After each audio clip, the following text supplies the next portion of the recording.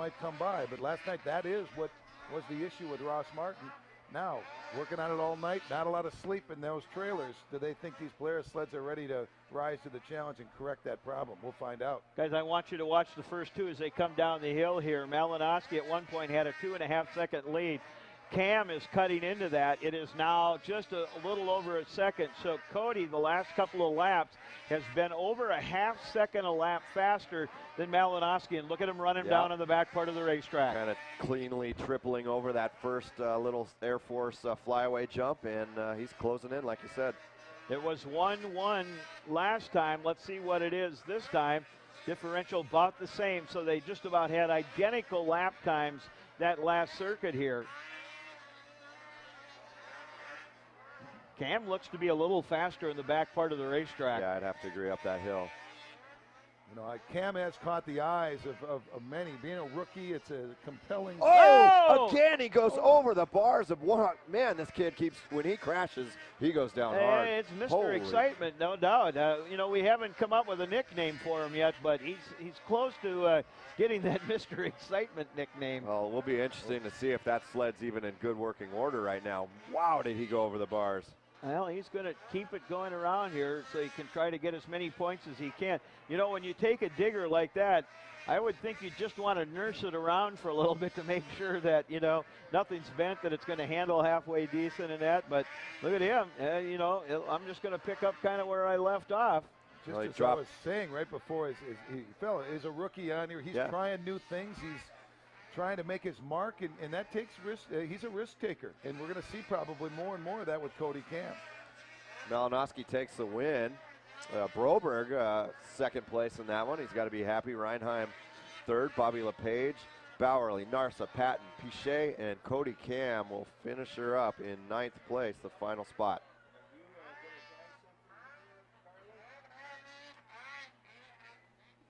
We're going to get ready for heat number 3 of the Pro Open. And the lineup in this is Tim Tremblay, Ebel Oman, Ross Martin on the Polaris, Kyle Pauline out of Ironwood, Michigan on the Mystic Lubricants Loctite ride, Cody Thompson, who finished an impressive 5th in the final last night on the Articat Speedworks ride, Tucker Hibbert on the Monster Energy Articat Ram Truck ride in the number 68, Garth Kaufman out of Driggs, Idaho on the Articat Michelob Golden Light Articat. And Colby Crapo on the Layton Motorsports ride out of Idaho on the number 999 in this heat number 3, Mike. Man, you watched that last race and see Cody. That's 2 tough offs so far this weekend. Those are the biggest crashes I've seen all weekend, and both of them are his. Well, there's been a couple we haven't really caught him. I mean, you know, unfortunately he hasn't gotten injured. You know, you're stiff and sore from these. I mean, Levi even said that, you know, after 2 days of racing, he's a little stiff and beat up in that. You know, this is the time of year where everybody's fresh, and that's the whole key of coming into this race, is understanding that there's 16 rounds of racing. This is only one. And so it is, you know, it's important to try to stay healthy throughout the course of the year. Granted, you want to race hard. You're going to end up taking a few chances here and there. But that was one thing that Levi said that he learned as a young driver. He would come here, and it was just full throttle right from the get-go. And as he got older and he got dinged up every year here at Duluth, he said, man, I got to realize that, you know, there's 8 or 10 races or 16 rounds now. And maybe that's where Cody needs to take and, you know, still be aggressive, but understand that. That's all part of learning. Tell him that. Yep. It's all part of the learning process, though, and he knows. Certainly, he wants to identify himself as a racer who is a risk taker and somebody who can make a difference, and that's by taking chances. And granted, you know, he raced as a pro light driver, was very successful, but there's a difference going from pro light to pro. There's that big, huge step there. Well, let's watch this next heat. Well, we talked about Colby Crapo having a problem last night, and we talked to Trey Slayton this morning. That Colby looking to be very solid here this morning as they go back up the back part of the racetrack. One rider on his side in the first turn, but he gets her rolling. Crapo in the lead. This looks good. Is that Martin behind him, I believe, in second? Let's see how Ross Martin adjusts today after what happened last night. Let's see if he can take that triple as he was doing last night in the early stages. Ross likes that corner. He goes inside and digs another Articat rider off. Is that Thompson? That might be Garth Kaufman, or that will keep an eye on that. Yeah, it is Cody Thompson having a problem down in the corner. Back up. You watch the guys come over. They're just about bar to bar. Ross likes that inside, but he doesn't quite get the drive out of that corner. You watch next time as Colby goes through that corner. It's almost like he's pulling on the sled to make it edge through that corner. It's, you know, you're seeing all this roost that's getting washed up there. That's very soft. You know, there's no base to it. You just got to dig and muscle your way through it. They keep taking the same lines into that turn again. And Colby looking good out front. Ross on him, and Tremblay right behind him. hanging in there. Tremblay's got two things to race for today. One is the win, and the second is he wants that red plate back. What do you think's going on with Tucker back in 7th? I mean, yeah, he's at the top of the hill right now. We've been watching our monitor here and calling that, but that's an interesting story. As you indicated, Tucker Hibbert, we take a look at his lap times, ran a 22.6 last time. He's had the fastest lap of the race. Yeah, he ran a 22.065 in lap 3, but it's still not making up any ground here. Holding 7th place. Emil Oman now moving up a little bit into 3rd. He's been fast in practice all weekend long. Let's see if Martin can try and extend this a little bit. He's been a little short on coming off the finish line jump. Yeah, they keep. See if he can get it. Colby takes that outside, and Ross takes that inside. I have a feeling if Ross switched it up, something might happen there. He goes bar to bar in the corner, and then but Cam's got the better line and takes off. Now we're seeing him making a run on the outside. They There's switched Martin. her up. Can't get around him. Trying to double up underneath him there. Boy, you just can't get close enough to get a ski there, can he? Here comes Martin. Let's see if there, bar to bar. Now we got a race. Martin has the inside now. Nice Let's see what block. happens. Colby comes back down underneath. Nope, Ross made it work. See, Martin knows that outside's the way to go right there. Colby came in shallow. Ross took his line away, and he got around the crafty veteran getting around Colby Crapo. Garth Kaufman making his best effort of the weekend so far in 3rd behind the 2 leaders, but still making some noise out there and getting something to make his team proud. Yeah, and Hibbert's moved up to 4th. Yep. Hibbert gets around Emil, so he now solidly in 4th place. Probably not going to be enough time to catch Colby Crapo. Sled having a problem. Oh, and that is Tremblay. Tremblay parked on the top part of the race course as he just kind of motors down here. Not sure what may have happened, but Tremblay with a problem. I'm kind of keeping an eye on the sled. Yeah, He's actually pulling off. Kind of standing back a little bit, too. I'm trying to watch the suspension or see if he bounces up or down or anything like that. The gas cap maybe or something like that. I don't know. He keeps looking down right at the handlebars there. So, all right, still Martin, Crapo, Hibbert up to 3rd now, and Kaufman in 4th. Tucker about a 2.5 seconds behind Crapo. Checkered flag comes out. He's not going to be able to catch him, but Ross Martin takes the win. Colby Crapo in 2nd.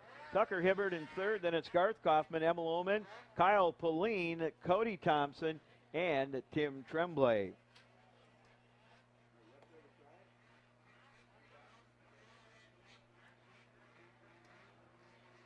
Drivers making their way by, waving at this great crowd here at the Spirit Mountain as they come off the racetrack. And we wrap up round 1 of qualifying here in the AMSOIL Pro Open.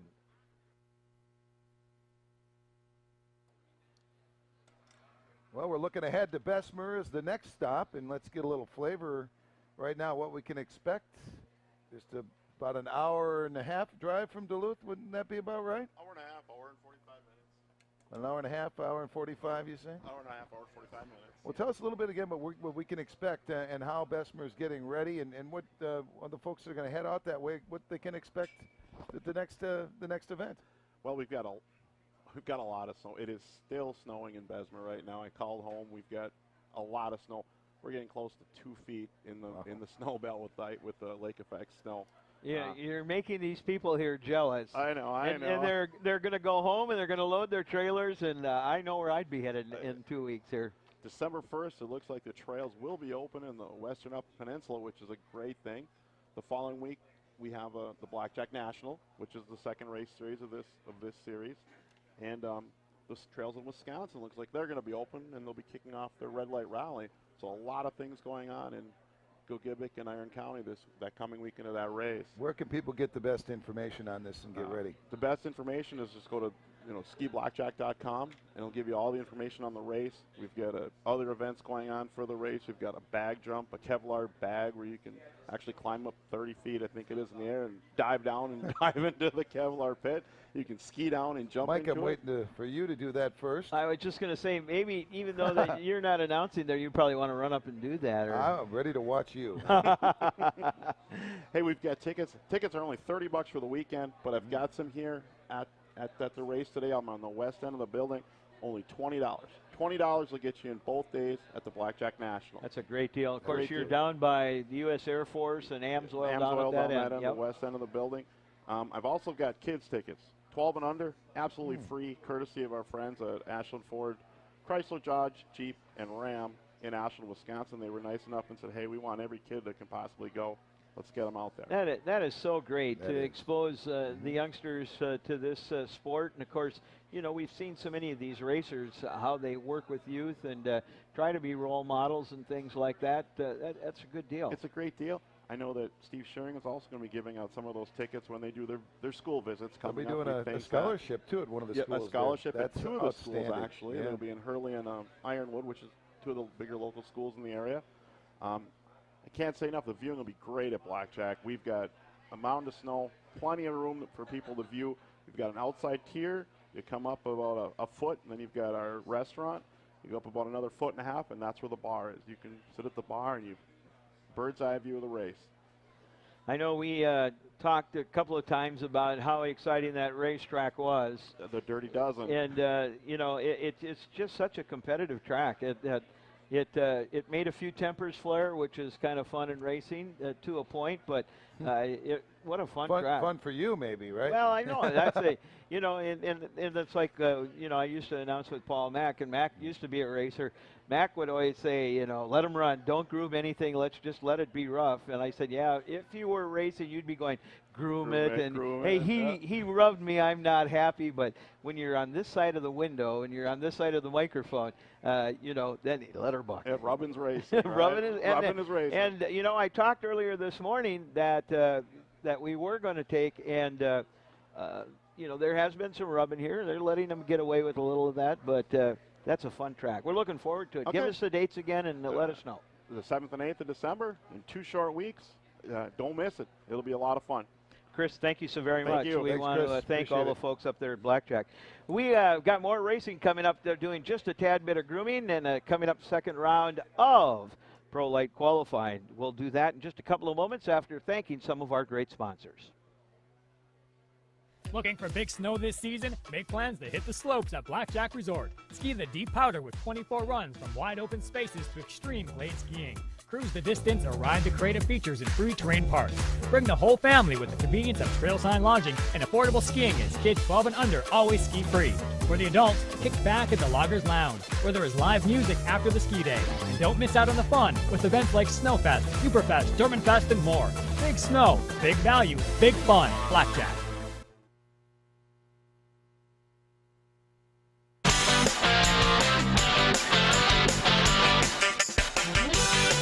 No matter the season, LCO Casino gives you the reason. With great gaming, entertainment, and excitement. Go to lcocasino.com or call 1-800-LCO-CASH.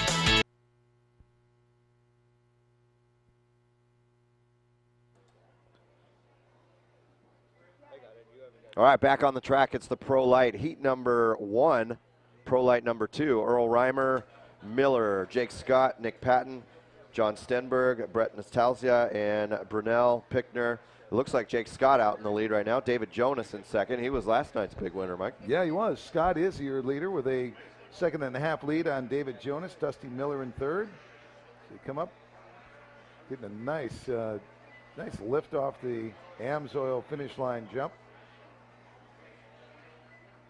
Reimer back in the 7th spot. Lucas Brunel holding down 8th on his skidoo. Jake Scott out of Port Jefferson Station, New York. On top, we talked about him quite a bit this weekend. Yeah, Jake Scott's been up front as well. David Jonas there on the 115. He was a winner last night, and holding it down right now. See if he can move into that lead as they go up the hill. The 382 Dusty Miller having a good battle for third and fourth there with Nick Patton on the 198. Light snow falling down here in Duluth, Superior, Proctor, Minnesota. And temperatures about in the mid-20s. If you're watching us, thank you for joining us all over the World Wide Web. Over 70,000 hits on Friday. Another 30,000 more yesterday from what I understand. So over about 100,000 hits in that area yesterday. And a great crowd here as well. Record crowds of 30,000 or thereabouts or more, with impact in the local community of over $5 million. Wow. So that's what this sport's all about. And a lot of young people getting into the sport, as we'll be seeing later today. The junior and the 120s will be coming out a bit later on. You know, David Jonas, who is about 2 seconds back of Jake Scott. Just a little bit about him from Cochrane, Ontario, riding the skidoo.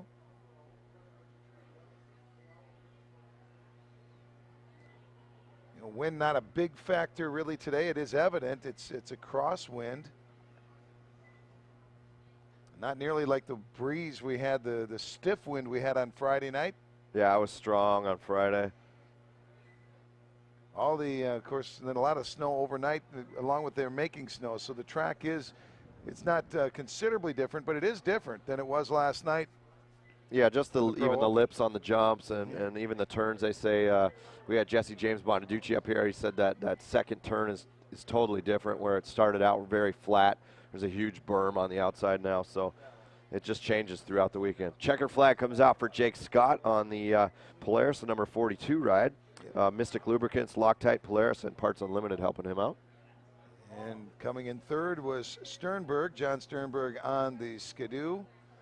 4 seconds back of Jonas. 1, 2, 3, Jake Scott, David Jonas, John Sternberg, followed by Nick Patton, Matt Pickner, Earl Reimer, Lucas Brunel, and Dusty Miller.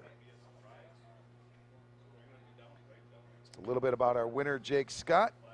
Let's let those sponsors hear about him with the big victory. Out of Port Jefferson Station, New York, Mystic Lubricants, Loctite, Polaris, Parts Unlimited, Arctiva, Fox Shocks, Earth Incorporated, Woody's, Stratford Sign Company, all helping Jake Scott on this Pro Lite Tour victory in this heat. All right, Pro Lite heat number 2 is off and running. The Jacob Blanchan, Riley McClelland, Renaud Alexander, he's been up there all weekend, Andrew Carlson, Michael George, Garrett Mees, Marcus Johansson, Jeremy Van Dolder, and Andrew Leaders, who's also been in the mix most of the weekend as well. Yeah, Andy's been a hot racer this week. Yeah, absolutely.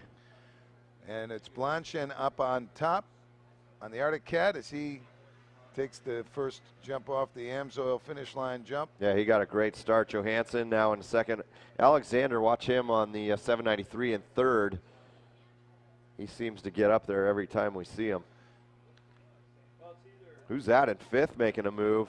Is that Leaders? It sure is on the Polaris. 857 trying to scoot on in, get a few more places. Yeah, Andy didn't get a very good start, but now he's seeming to find his line and show some of that savviness he's had really all weekend long. He's been, it seems like Leaders has been in the, if not a winner, he's been in the top 3 or 4 at least just about every heat. We always seem to be talking about him. You see him, he's tripling up there down that Air Force jump on the first one up the hill and making a little time. I think he got into fourth, but nobody gets block passed back by Carlson, so they're having a great battle. Here's we're going to see a little battle for 1 and 2 here. Is the inside edge is Alexandra trying to make a run, but holding him off was Blanchan, at least for the moment. Blanchard and Alexandra 1-2, followed by Johansson in third. Carlson and Leaders still having a battle, and he got him. Leaders moves into fourth. Watch out for Andy Leaders. He is on a move. Carlson drops back to fifth. McClellan, Van Dolder, Michael George, and Garrett Mees in ninth right now. Blanchard is from Garfield, Minnesota. BCS Construction Arctic Cat holding that lead by less than a second as Alexandra is giving him a push. I'm still watching Leaders in fourth. He's up to third, trying to get third, and that uphill section's where he really shines. And Alexandra has the lead now as he stepped out in front. Sure is.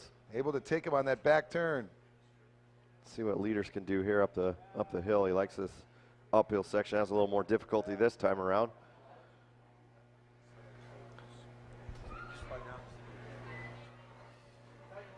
The 793, Renaud Alexandra.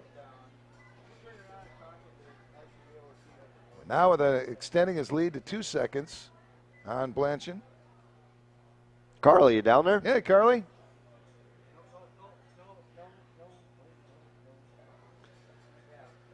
I guess not yet. We'll get back down to Carly in a few minutes.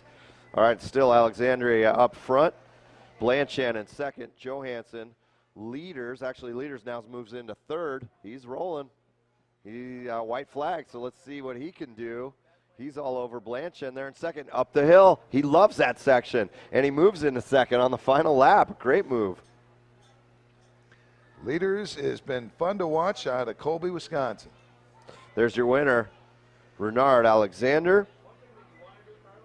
On the Jimmy John's Ski-Doo, Lucas Oil, Scott USA, EBS Sports Ride. Leaders is second, followed by Jacob Blanchard, Marcus Johansson, Andrew Carlson, Riley McClelland, Jeremy Van Dolder, Michael George, and Garrett Meese. All right, coming up next, Pro Light number 2. Heat number 3. We got Nice Kallstrom, Trevor Leighton, Jesse Hendrickson, Andrew Bailey, Cole Manning out of Winnipeg on the Articat Speedworks ride, James Johnstead on the Polaris DuPont Jack Links ride out of Minnesota, Joel Westerland and Dylan Martin on the SSI Decals Fox Racing Goodwin Performance ride. Here they go. A lot of family members in this. Trevor Leighton, of course, from the Leighton family. Also Dylan Martin, of course, Ross Martin's little brother. And Joel Westerland's the one to get off to the whole shot and take the early lead.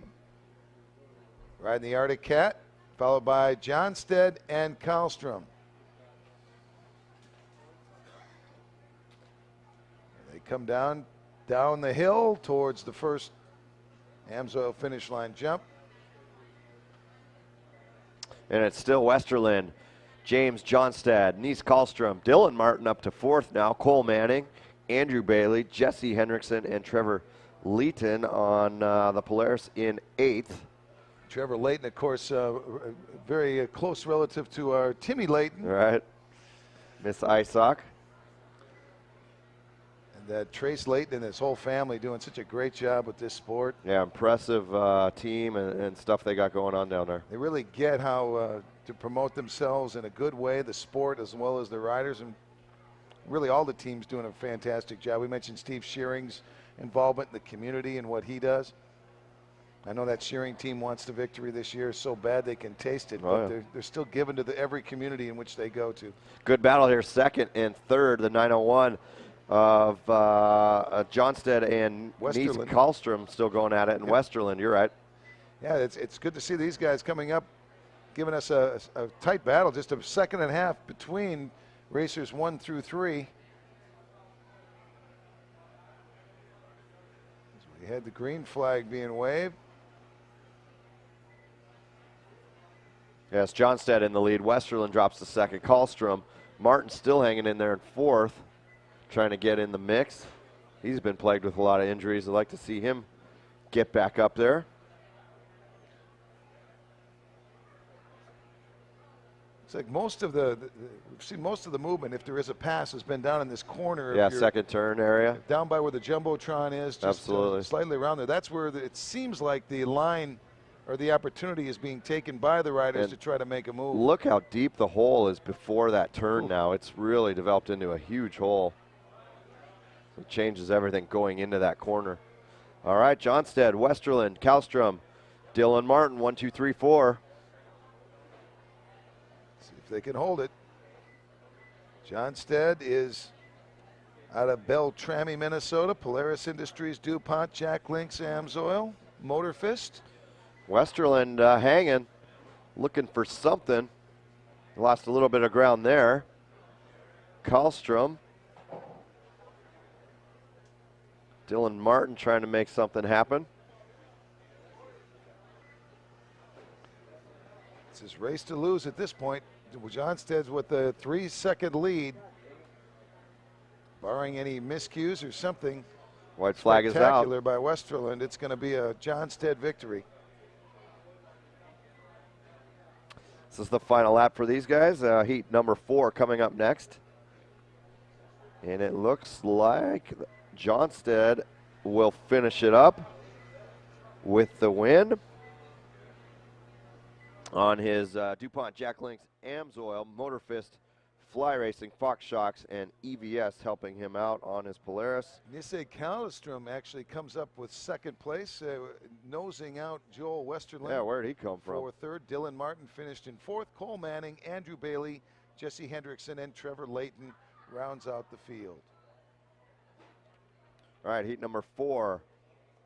These guys are all lined up. Looks like Justin Parnell, Chris Robertson, Leo Patnude. We've talked a lot about him this weekend. Nicholas Bauman, Joey Sagan also has had some good rides. Jordan Kraus, Marcus Evenson, and Kevin Benoit, who we thought would be a little more in the mix.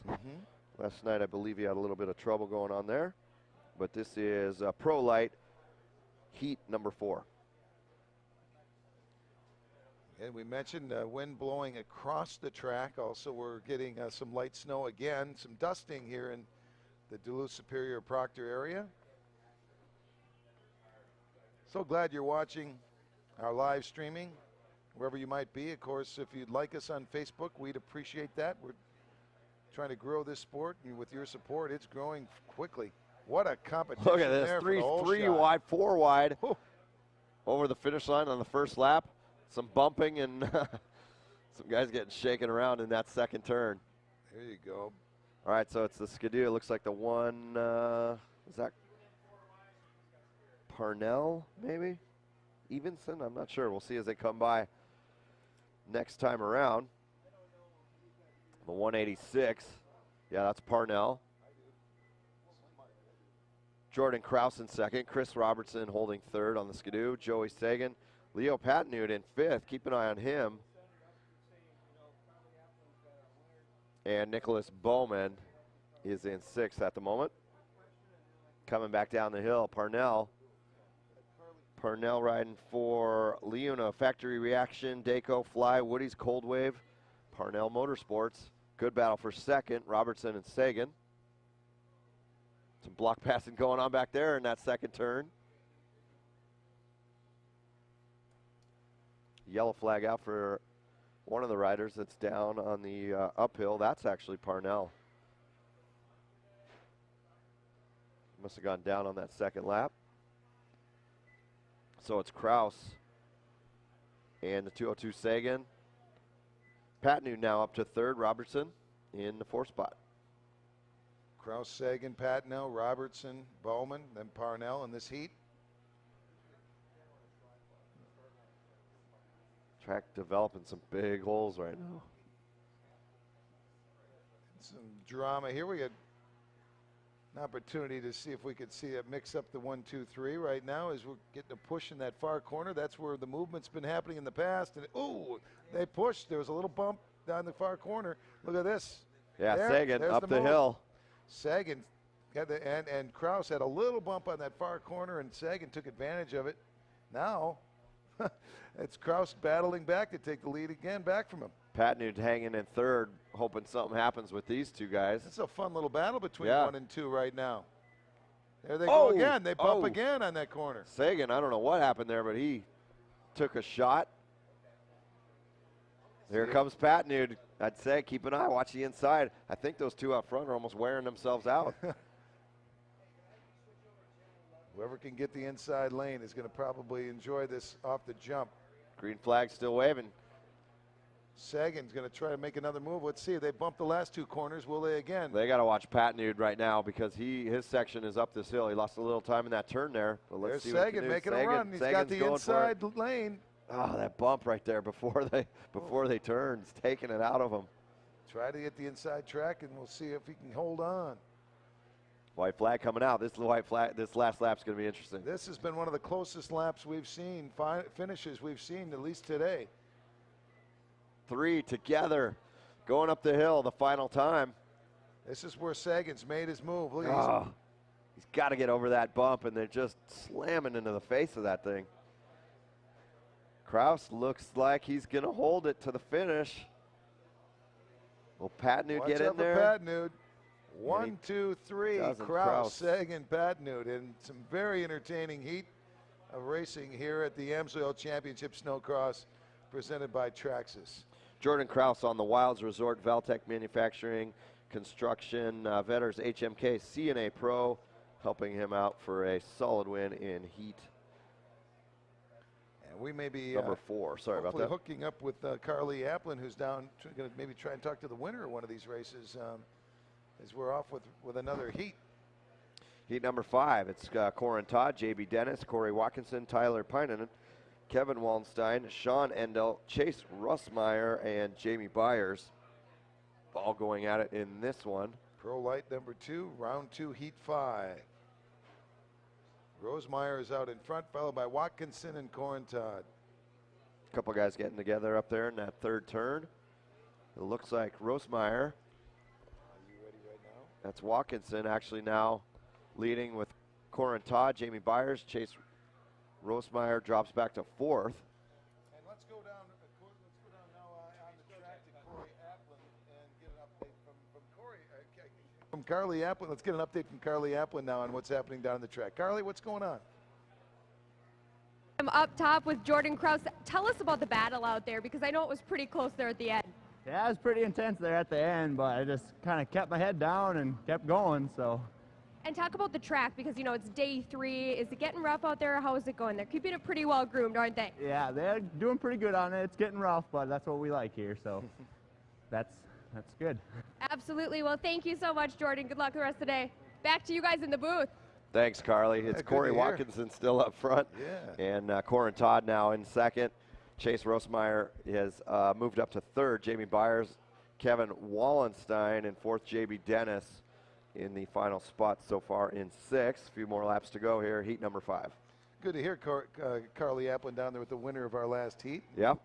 Also good to get a little feel for what's going on the track from the racers themselves. We'll keep doing that as much as we can. All right, so most of these guys have spread out a bit. It's still Watkinson out front, and he is riding on his Skidoo. Ingles Performance, BRP, CNA Pro, DP Brakes, Scott USA 139 Designs, helping him out. Corin Todd in second out of New York. And Chase Rosemeyer in the 3rd spot, riding for Bowerly Racing, DP Brakes, and Digital Inc.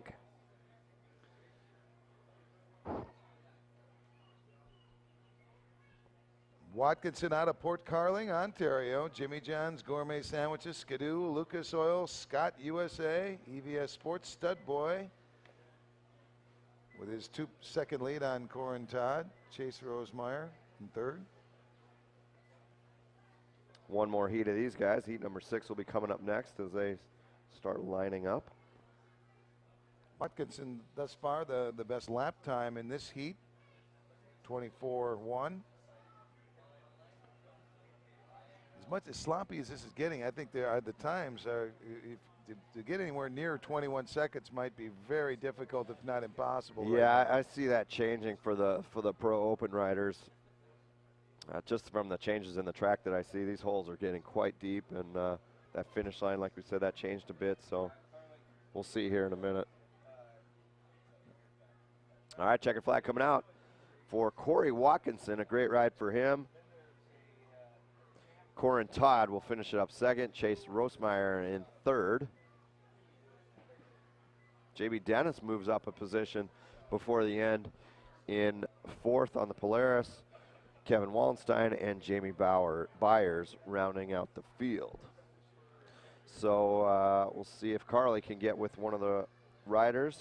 In this next heat, Heat 6, is Brian Ludwig, Travis Muller, Dylan Hall, Lincoln Lemieux, who's been in the mix most of the weekend, Chris Kafka, Corbin Anderson, Maxim Talfer, and Casey Boylan. Yeah, watching Lincoln Lemieux in the practice session earlier, he was showing probably a lot of extension on these jumps and was it seemed like he had a really good feel for what's going on there. Of course, the conditions have changed in the last little bit, but Lemieux is in front, followed by Dylan Hall and Travis Muller.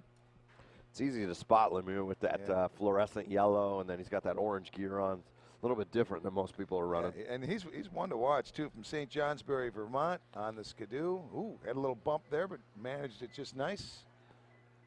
See if Lemieux can hold it, as he's going to get a push most certainly by Dylan Hall and Travis Muller. In fact, Hall is trying to close that gap a little bit. Heat number 6 is on the track right now, Pro Lights, and it is the 421. Yep. That's Hall Dylan takes Hall. The lead. Yeah, he just pushed Lemieux out of the front. They have similar looking sleds, at least from the backside. Yeah, Lemieux in second on the 113. Travis Mueller on the 436. You know, Hall's another one we've been watching out of Ontario. He's had a nice weekend. Yeah, he's been up there. Maxim Talfer still holding down fourth. Corbin Anderson, Ludwig, and Chris Kafka currently in seventh. Here's a battle for second and third over the finish. Yeah, Muller's starting to go after Lemieux. I wonder if Lemieux, something isn't just exactly right. He doesn't seem to have that same confidence as earlier. Earlier. Yeah, I'd have to agree. Dylan Hall having a great ride up front. And like you say, Miller trying to get in there. As they're side by side again. Muller looks good on this downhill section. Let's see if he can hold it into this turn here. And he gets it this. Oh, nice move by Lincoln. Yeah, Lincoln Lemieux that time was exercising his, using his skills there to do a little positioning, we should say, to keep him in second place. Right, but Miller outpowers him up the hill. Lincoln drops back to third now. Yeah, Muller looks good down this downhill section. He really likes this section here. It's obvious. And he is riding for NSK Bearings, Foremost Insurance, Skidoo, XPS, SSI decals. Muller from the middle of farm country down in southwestern Minnesota. Wyndham. Right. Maxime Tallifer in fourth, Corbin Anderson fifth, Brian Ludwig sixth, Chris Kafka and Casey Boylan round out the field. Of course, it's Hall, Muller, and Lemieux, 1, 2, 3. I'd like to see Muller get a little better start in that final a little bit later on and see what he can do with Hall.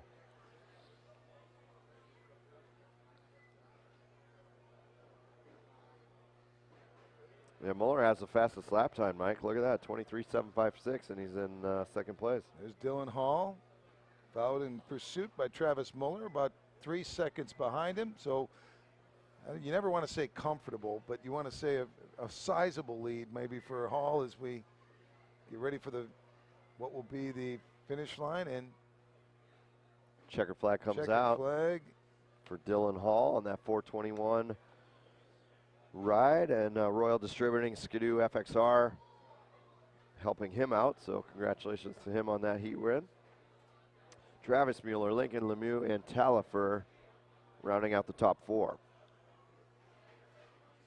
The AMSOIL Championship Snowcross presented by Traxxas. We are at the AMSOIL Duluth National presented by Bully Dog. Mike Woodley along with Dave Derringer, and certainly Carly Applin has been on the track. She'll check in from time to time. Mike Schroeder, of course, who's known affectionately as the voice of ISOC.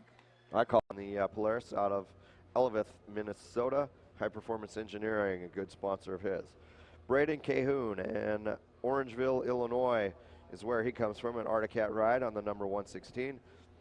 Cadence Sparpana on the Arctic Cat out of Byron Center, Michigan.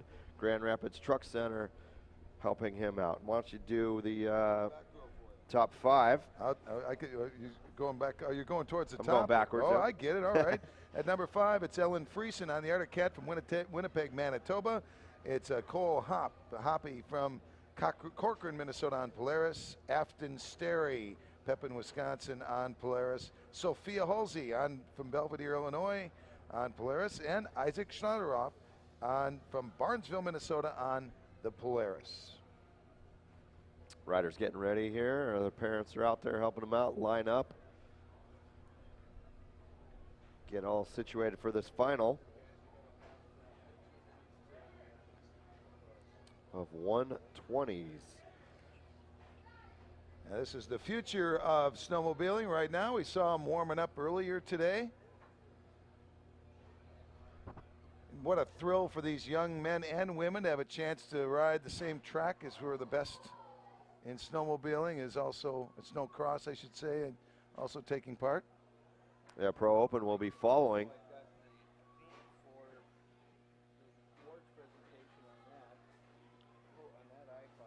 Again, welcome to everybody taking in the action. Again, wherever you might be, thank you for supporting us. Yeah, I want to throw a reminder out there next week at QMP. Quadrant Park in Hill City, Minnesota is the regional. And we like to see all you guys go up there. Any racers, there are going to be a bunch of pro racers heading up there, we were told. So that is next weekend, the ISOC Regional at QMP, Saturday and Sunday. Hopefully we see you guys up there as well. Great job supporting the sport. They were necessary up until just this recent snowfall, but still very much a part of the growth of this sport and the support of it. All right, here comes the 120 champs, 6 to 12-year-olds. It's the number 140. Isaac Schlotteroff with the early lead. Out of Barnesville, Minnesota. Way to go, Isaac. After Isaac, it's Cole Hoppy, Cameron Scalarud, Afton Sterry, Matt Lemoria, Cole Marsalik, McKenna Kleeman. That's 1 through 7 as they climb the hill.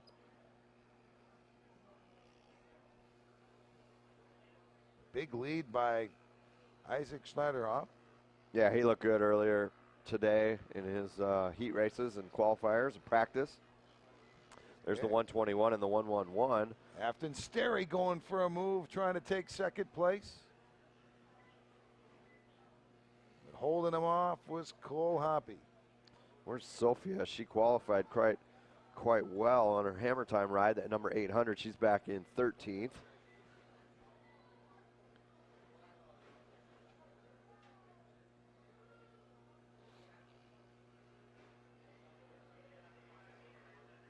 Schlotteroff again, these are between 6 and 12-year-olds, so keep that in mind. And some of them are in the 6, 7-year-old range.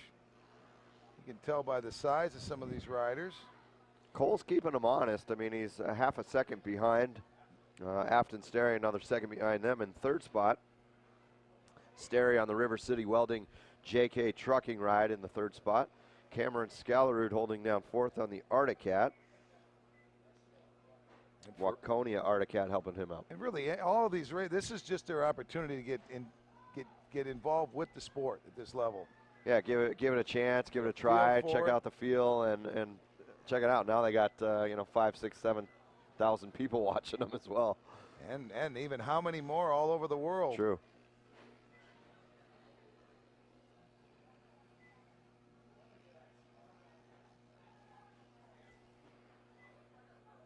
All right, still Schlotteroff, Cole Hop, Afton Sterry, Cameron Scalarud, and Brandon Nelson, your top 5.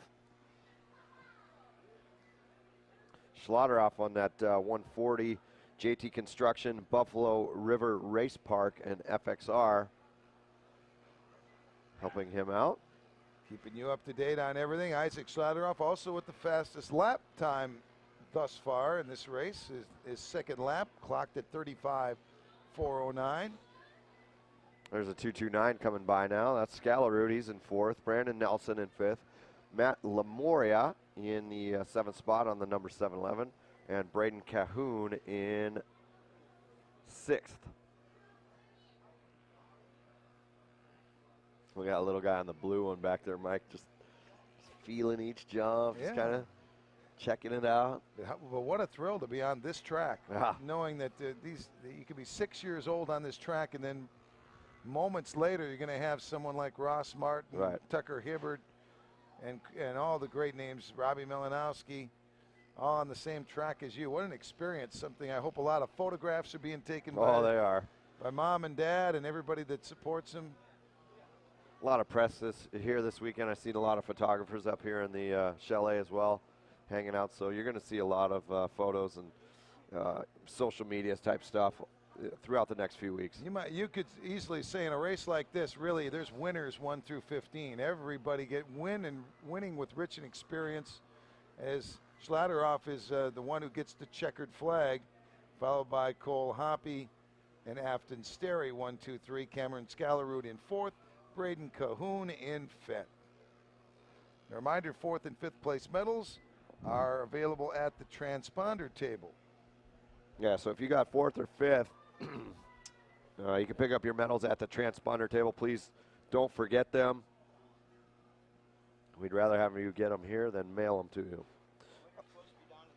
All righty, now, Pro Open.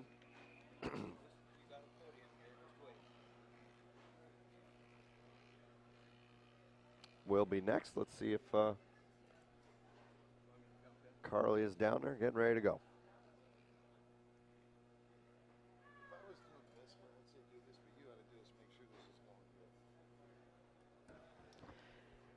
Well, the top riders, of course, taking their helmets off, as that was the final in the recreational motorsports 120 champ class. We'll give them just a moment to take their helmets off.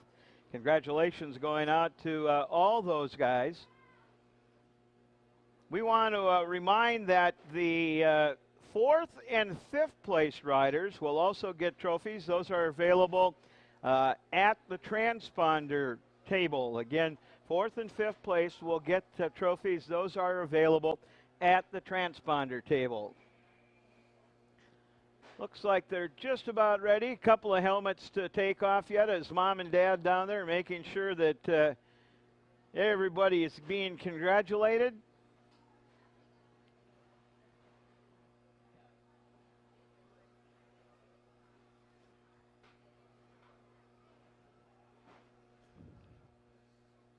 Let's get ready as we'll do the awards presentations for the recreational motorsports 120 champ class. Again, we want to acknowledge the top 5. 5th and 4th place can pick up their trophies at the transponder table. In 5th place on the Arctic Cat out of Orangeville, Illinois, sponsored by Eastland Motorsports, that is Braden Cahoon. And in 4th place on an Arctic Cat out of Waconia, Minnesota, sponsored by Waconia Arctic Cat, also FXR and Spy Optics, Cameron Scalarud. Congratulations to those racers. Now let's move to our podium finishers. In 3rd place, out of Pepin, Wisconsin, sponsored by River City Welding, JK Trucking, Fin and Feather, on the number 111 Polaris, Afton Sterry.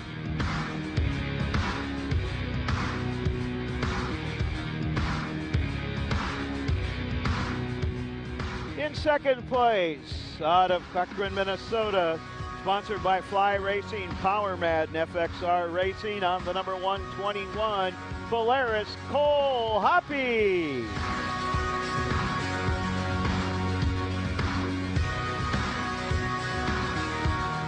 And we want to, before we tell you our champion, can congratulate them and thank Recreational Motorsports for their sponsorship of this 120 champ class. These drivers not only getting their medallions, but as they hold them in the air, you'll notice that each of them receiving a U.S. savings bond from Recreational Motorsport. Your winner in the 120 champ class is out of Martinsville, Minnesota, racing for JT Construction. Also racing for Buffalo River Race Park and FXR. Your winner on the 140 Polaris, Isaac Schladeroff.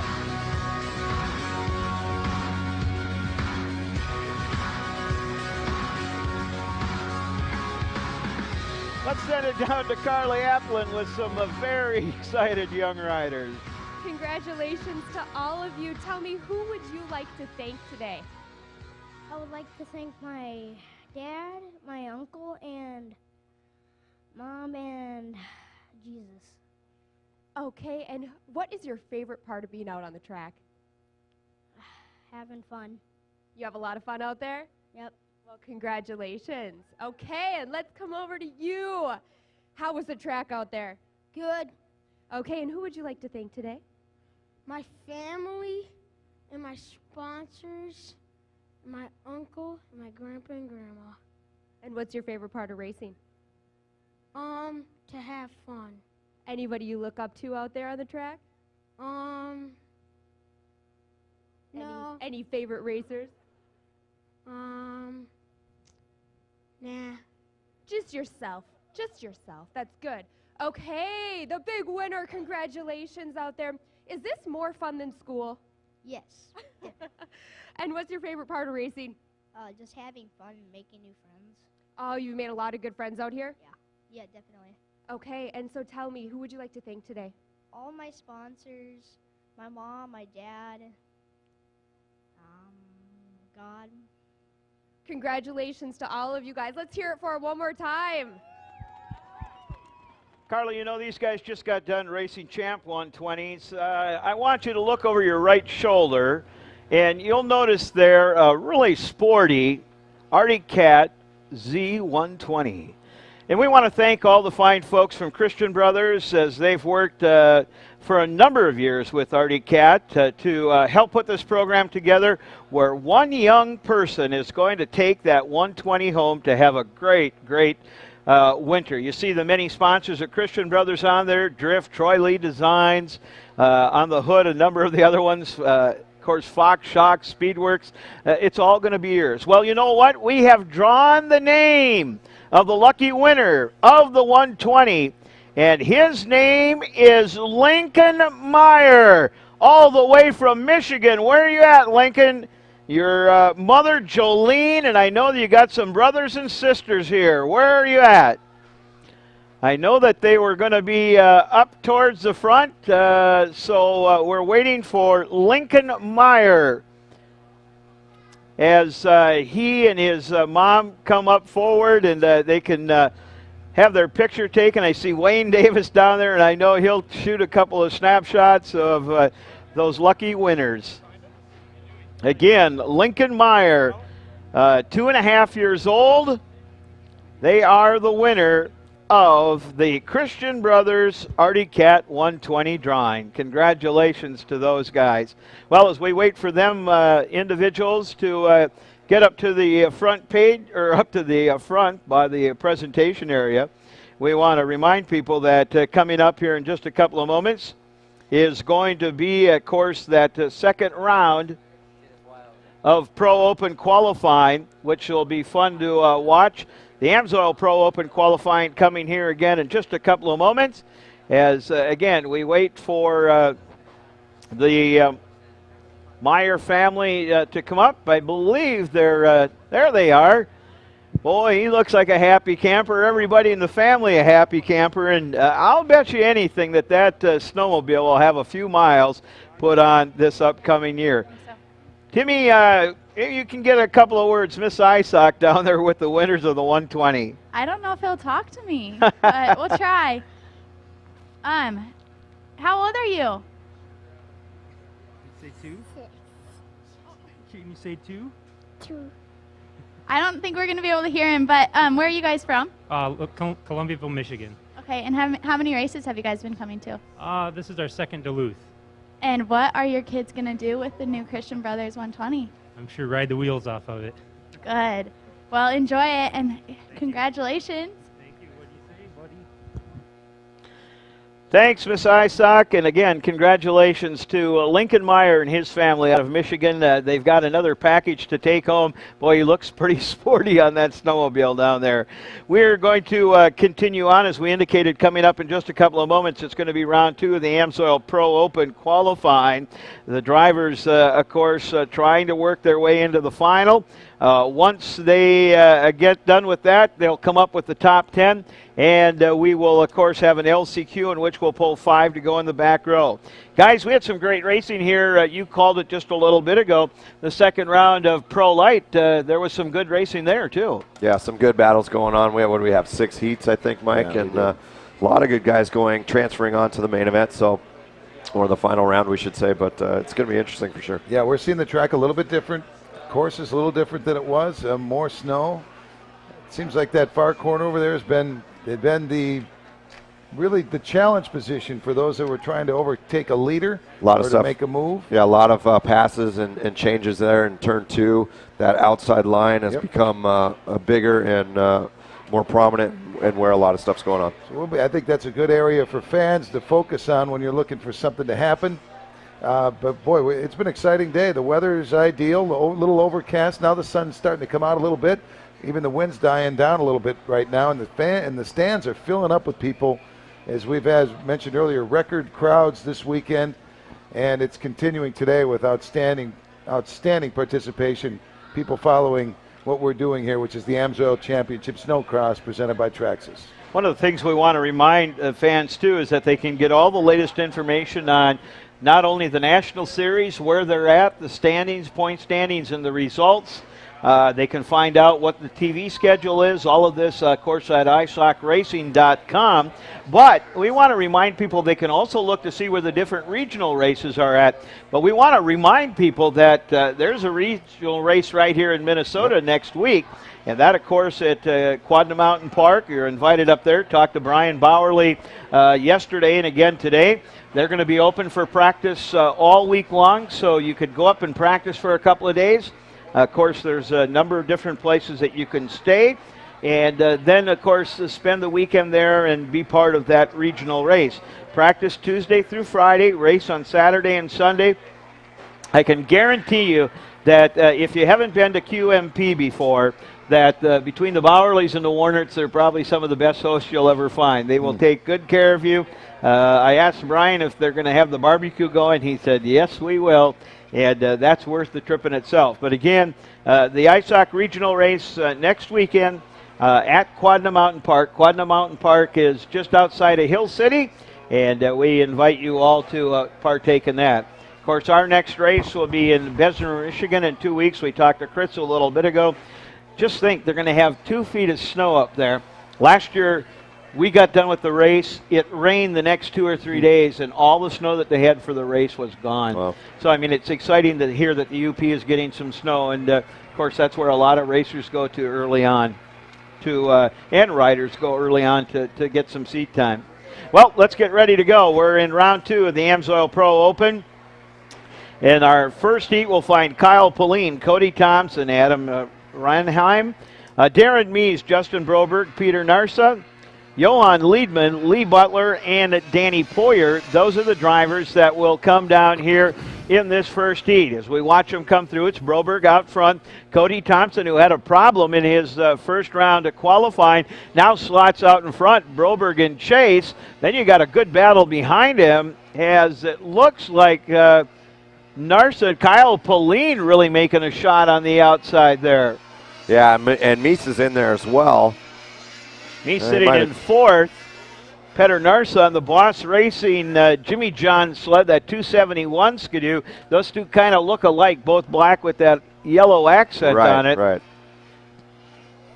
Watch the number 9. You see him in the screen there, Darren Mees. He won his first heat. Can he win his second heat? We'll watch him, but Cody Thompson looking to be pretty strong. Man, he launched that finish line way out there. I think a little farther than he wanted to, but he's coming off a big night last night, Mike, with a 5th, and he wants to keep carrying that momentum. No doubt. Seeing his dad, was able to say hi to him today and talk for just a couple of seconds. Good to see those individuals here. Cody, of course, one of the factory riders. He's the only sled in that trailer this year.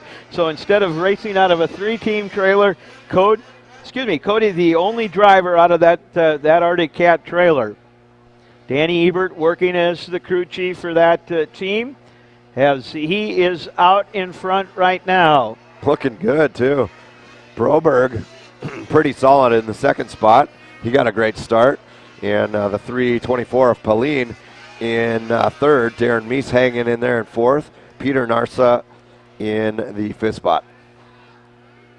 Then another one of the Swedes, that's Renheim in sixth. Liedman, Poirier, and Butler. A little surprised at Johan Liedman. Johan, of course, took second in his first heat as the sun comes out, and really the drivers like that sun. They like light on the track because it really gives them some definition, and they can really see where they're landing and where they're taking off from, and the undulations and the character of the racetrack. So that sun, much welcome. Oh, I can see the difference right now. That's amazing. Instead of racing in that flat line. Absolutely.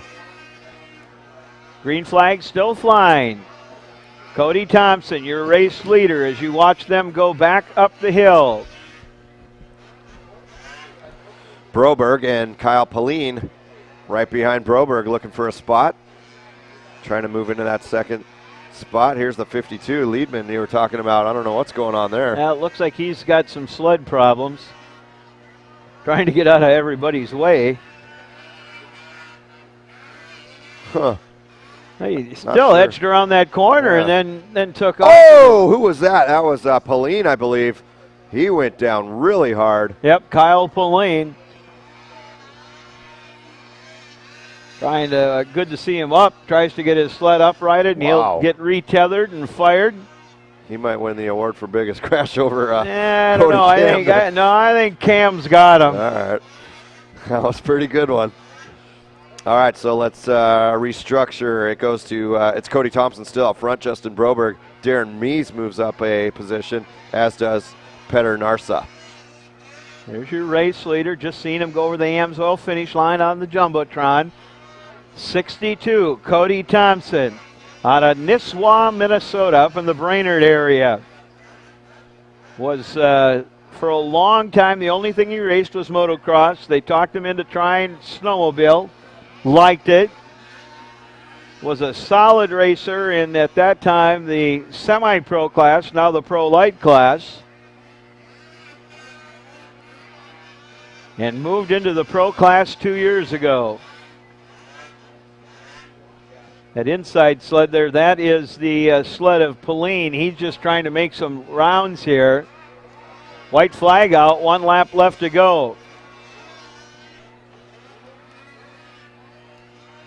Meese has worked his way up into third. I would say that Meese is probably going to make the final without having to go through the LCQ. Yeah, you would think so, just by the looks of it. See how that whole back straight has changed. Now they're doubling, and even some of them are trying to double out into the next set. It's interesting how it changes every time that groomer goes out.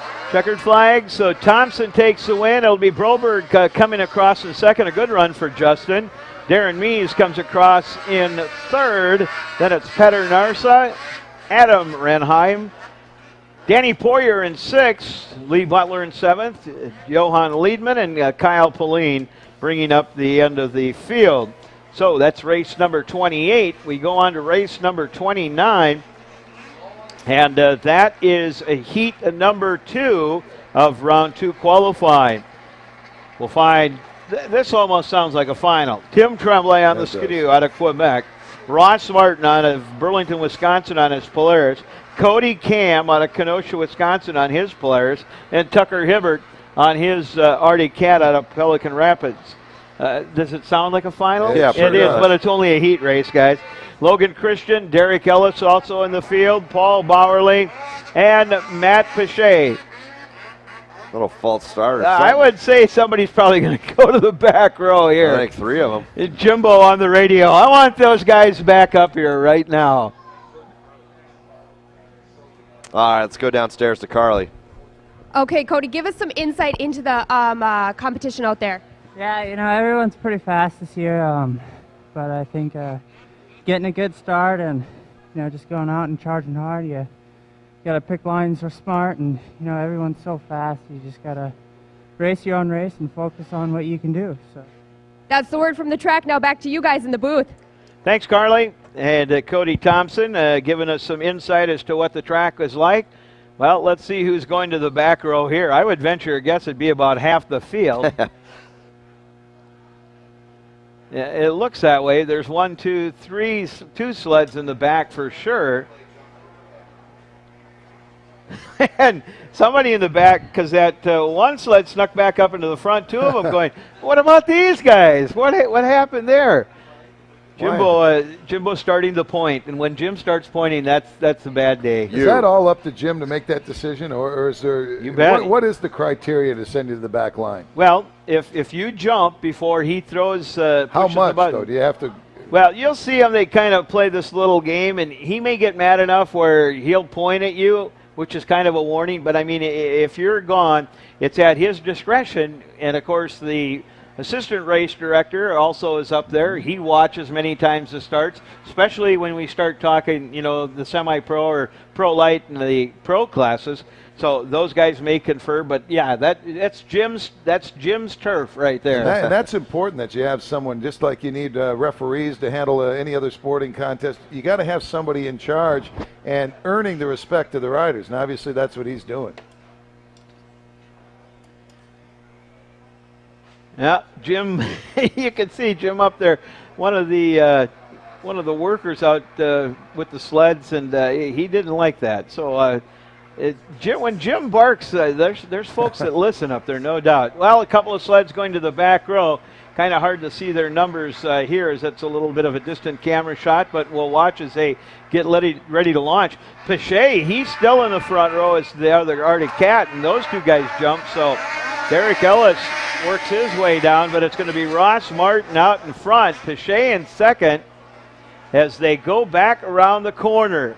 Martin, your race leader. Derek Ellis sitting in second. Tremblay in third. Hibbert's going to be in fourth, and I believe that's Logan Christian in fifth place. I don't know if Ross Martin has been out of the lead more than 2 or 3 laps this entire weekend. Yeah, I'd have to agree. Even last night when he lost, he had the lead up until the last lap of the race. His starts are amazing. He absolutely launches out of the gate or out of the start line there, and every time he's generally in the lead. So Martin, your race leader, as he comes back down in front of us. There is Tremblay now, who's gotten by Ellis, and of course Tucker Hibbert looking for a line to get around Derek also. Rails underneath, did he get him? Not yet.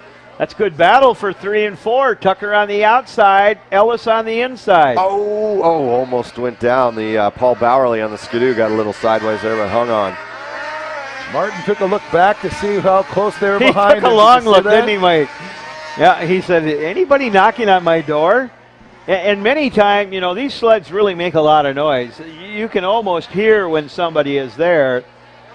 But I don't recall him looking back very often. He generally does not do that, so that was a little interesting there. But he knows who's in this heat. I mean, he's got some tough competition here. Sure. You see Tremblay trying to make up some ground on him. Tucker's able to move up into third now. Ellis in fourth, Cam in fifth, and Christian, Pache, and Bowerly. Cam and Ellis having a great battle there on the back straight up the hill. Coming across to complete another lap. You can see the differential between those two. Now about 9/10 of a second between Tremblay and Martin. Hibbert right behind Tremblay. Martin has been a master of turn 2. Watch him when he comes down here. He's also taking the turn and almost shading anyone that's nearly behind him from having any opportunity to take an inside lane. Tucker looks pretty comfortable in third now, but he's trying to make a move. Oh, he tried cutting underneath. On Tremblay. Couldn't carry any speed out of the corner. Here he comes on the inside. Kind of skimming those whoops up the hill, trying to kind of carry the skis over that second one. Green flag still out. Ross Martin, your leader. There you see Tremblay. Tucker Hibbert in the Arctic Cat with the white skis sitting there in third place. There's the differential between Martin and Tremblay. And Hibbert right there in the picture. Tucker likes turn 3. He really digs in and just powers out of it. See if he can make something happen here. Boy, look at Hibbert work the outside. Man, does he ever? Here it is to the inside. No. No, he can't quite get close enough to get a ski underneath Tremblay. Right here. Nope. Tucker's giving it everything right now. And you know what? Tremblay's pretty crafty. He is not going to give him an inch. He will ride him hard. I can guarantee you that. I mean, if Tucker wants to push the issue in the corner. Tremblay's up for the battle. Oh, absolutely. He is a big, strong rider. Well, Tucker lost a little bit of ground on that lap as Ross is kind of pulling away now with a 1.6 second lead. Martin coming down the hill, but here's the rear battle for second and third. 1 lap left to go. Now Tremblay before the jump kind of looked over his shoulder to see where Tucker was. Boy, and Tucker just eating a ton of roost too. That was one of the questions. What's it like to get hit in the face with a roost? Boy, this man-made snow, it is. Martin goes over the bars just like Cody Cam does. Man, what happened It's there? that ditch before that last jump, and he's walking back slowly. Took a digger. Takes off his goggles, kind of shakes the cobwebs out, looking around like, oh, man. That thing just pitched over. Interesting. This could be a big development, boys. He's just 60 feet from the finish line, and this thing flips over. Yeah. That's just a tough break for Ross Martin. He was leaning pretty far forward when that went Tremblay over. takes the win. Hibbert in second. Then it's Cam in third. Ellis, Logan Christian, Pichet, Bowerly, and Martin. The last lap for Ross Martin the last 2 days has been the boulevard of broken dreams. no kidding. It's Good been point. really difficult for him. Now, they look at Ross's sled, make sure that Ross is all right, the EMS folks down there. And I believe Carly's got somebody down on the racetrack. Let's send it down to Carly Applin. Hey guys, I'm with Tim right now. Tell us how the track is running out there. So obviously some issues here at the end. Yeah, the track's pretty rough, and it's there's not much snow out there, and then it's really icy underneath, so you cannot do any mistake out there. And you've seen Ross, he crashed pretty bad, so I hope he's okay for the final. Absolutely. And how are you feeling going into the finals tonight? I'm feeling pretty good. I had a little bobble the first round, and now I won my second heat, but Ross and Tucker are pretty fast, so just want to have a good start and probably win the race. Back up to you guys in the booth. Thank you very much. I want to look at this because they're towing that thing back up to the pits. Could he have had motor problems again? Did he seize one up? Because when you're in the air, it's like motocross. So you use that power to keep your track up or keep your track down or your nose up or down. I'm not going to speculate on that. I'm not either, but I'm just saying, I hear what you're he's saying. been over that hill a number of times, and to auger in like that. Interesting. Well, we're going to keep an eye on that development. Well, what you can say is they were working in the late hours last night, changing things, filters and things, and the question is, was it able to make a difference? My speculation would be no, because he didn't take much roost that race. No, I know it. You see Tony right there as he rides up one of his mechanics. Right away, he pushed his headset to talk back to the trailer to let him know what he thought it was. Get ready. We're coming up with this thing. I'm sure Tom Jr. and everybody's just waiting to do some repairs. The tools in hand, ready to go. Boy, what a heat. I'll tell you what. Tremblay, Hibbert, Cam, Ellis, but the big development is Ross Martin having problems and taking a big auger just before the finish line. Here's your next heat. Emil Oman, Robbie Malinowski. Malinowski's running extremely well today. Zach Patney and Hayden Kaufman, Lavallee, LePage, Dave Allard, and Colby Crapo. And again out front, that number 4 plated Skidoo, Robbie Malinowski takes the whole shot. Yeah, Malinowski, a great start. Who is that in second? That's Lavallee. Yeah, it is Lavallee. Good to see him back in the mix, Mike. Levi right behind him. I have not been much of a social media, not a Twitter person, but Levi Lavallee did a tweet last night. He said, yesterday I was riding like a dork. That was his, I'm going to change it today. Interesting. And so let's see if, he had a little bump over there. Lavallee got bumped at the corner. Sure did. And that's Oman now moving into second. Lavallee into third. And is that Kaufman? That's Kaufman behind him.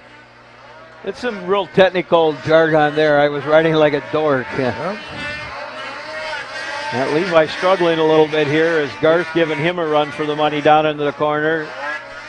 And another big rider out of Driggs, Idaho, as you watch him take the turn. Boy, there's 4 of them just back to back headed up the hill.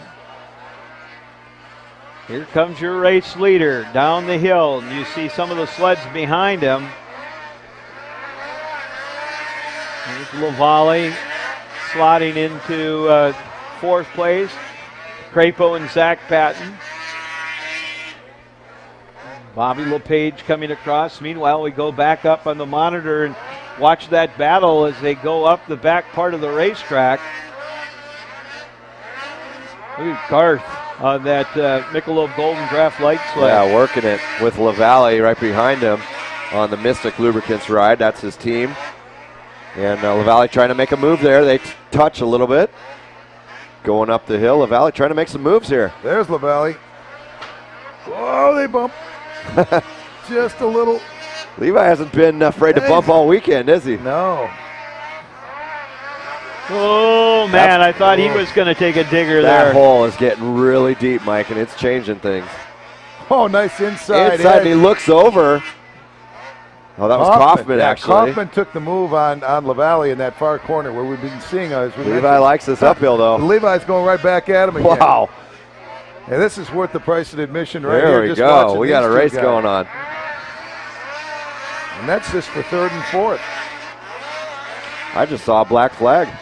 Well, it's for Garth Kaufman, and the reason for the black flag, you'll notice the side panel off of his sled. Now, if it was the other side panel, he would be fine. Gotcha. But it's on the clutch side, Gotcha. So it's an exposed safety hazard. Yeah, that thing is That's flapping the around. reason. That's the reason. If this side, the right side of the sled, if that panel came off, then he would be fine. But because of it's the clutch, it's a safety issue, and that's why. You've got to feel for Garth Kaufman. This is the best he's been all weekend. And they're bumping him around. He's taking out flags. And he goes, well, it was a Polaris I'm battling. I might as well take out one of their flags. Interesting. All right, so it's still Malinowski. Yeah, through all this discussion, Malinowski is putting on quite a performance. Yeah, here. 2.7 second lead over Emil Oman. Zach Patton, Ian Hayden in fourth. And Malinowski just about ready to start lapping some sleds. What's going on with LePage? You know, I'm watching him. He's moved up to sixth, and of course, Crapo's having problems. I see LaValle has fallen off the pace. Garth, we know, got black flag, but Bobby just the last couple of years has just struggled. You know, and it either was been a mechanical problem or whatever, but.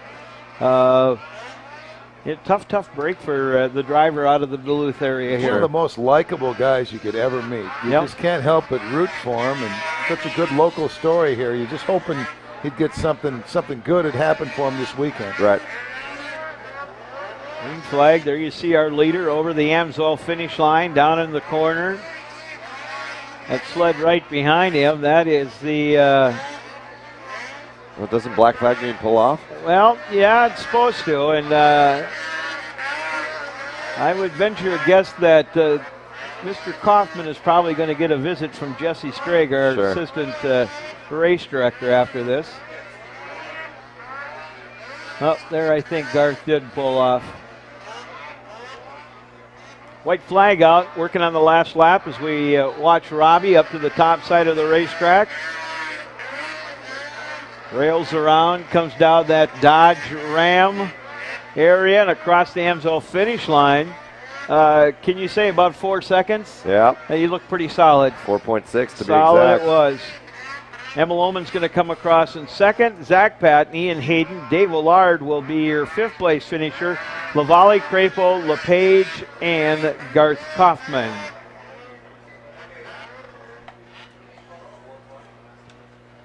I see they've got Robbie stopped right down there. Let's send it down again to Carly Applin.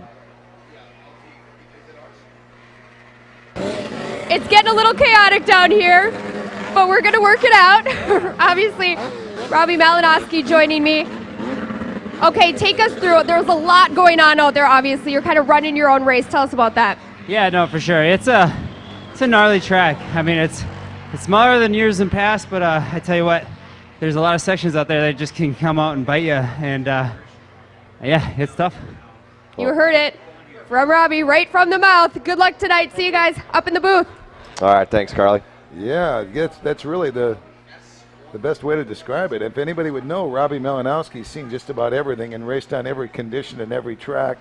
And for him to sum it up that way, I think is about as concise as it gets. And you know what's interesting is he keeps putting himself in a good spot, and some things are happening out there's there. no doubt he should be the #1 qualifier today. Right? So Guys, here's a big LCQ. This is the Pro Lite 2 LCQ. 5 of these are going to go on to the final.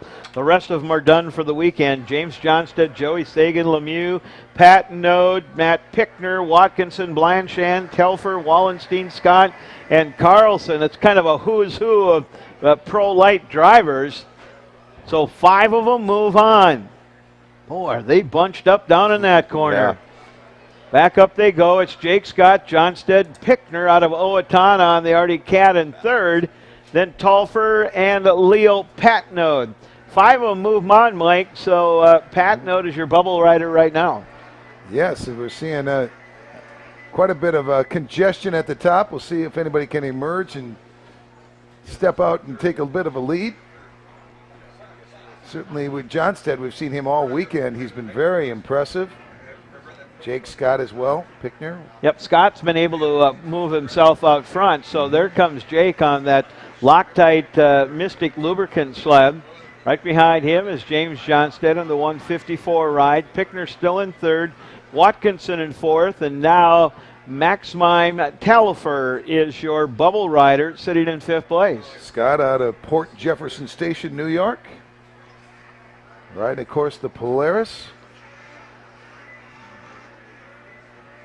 We'll still try to get some report on what the condition of Ross Martin and the sled and all that down there on the backside. I'm curious to find out. I would love to be a mouse in that trailer right now. Yeah, tough deal for him, but you know, these guys know it's all part of racing. So well, and Robbie Malinowski, we mentioned him. He's been beneficial to be in good opportunities. They ought to buy a lottery ticket on the way home. The way this opportunities have presented themselves. I forgot to buy my ticket for last night. $350 million. I could start a race team. Good luck with that one, by the way. Yeah, thank you. But to see you dueling with the likes of Shearing and all those guys. Well, watching those guys go up in turn 3. Oh, and somebody just, oh, man, just kind of got parked, and then one of the drivers got winged a little bit. Jake Scott remains our leader. 3-second lead on James Johnstead. Pickner in third, followed by Telfer, Watkinson, Lincoln Lemieux, and Kevin Wallenstein. Lincoln Lemieux has also been one we've been watching a lot of this weekend. During one of the practice runs earlier today, it seemed like something was not to his pleasure. Checkered flag out. So these are the 5 drivers that are going to make it on to the final. Jake Scott, James Johnstead, Matt Pickner will be the number 13 qualifier. 14th qualifier will be Maxime Telfer, and the 5th qualifier will be Corey Watkinson. So that leaves Lincoln Lemieux just missing the LCQ. Wallenstein, Patton out, Blanchard, Carlson, and Joey Sagan. Yeah, Lemieux had quite a final last night. So not making the final today. Again, we raced about, 5 or 6 heats, so almost 50-plus drivers that are in that Pro Lite class. So a tough field to work your way through.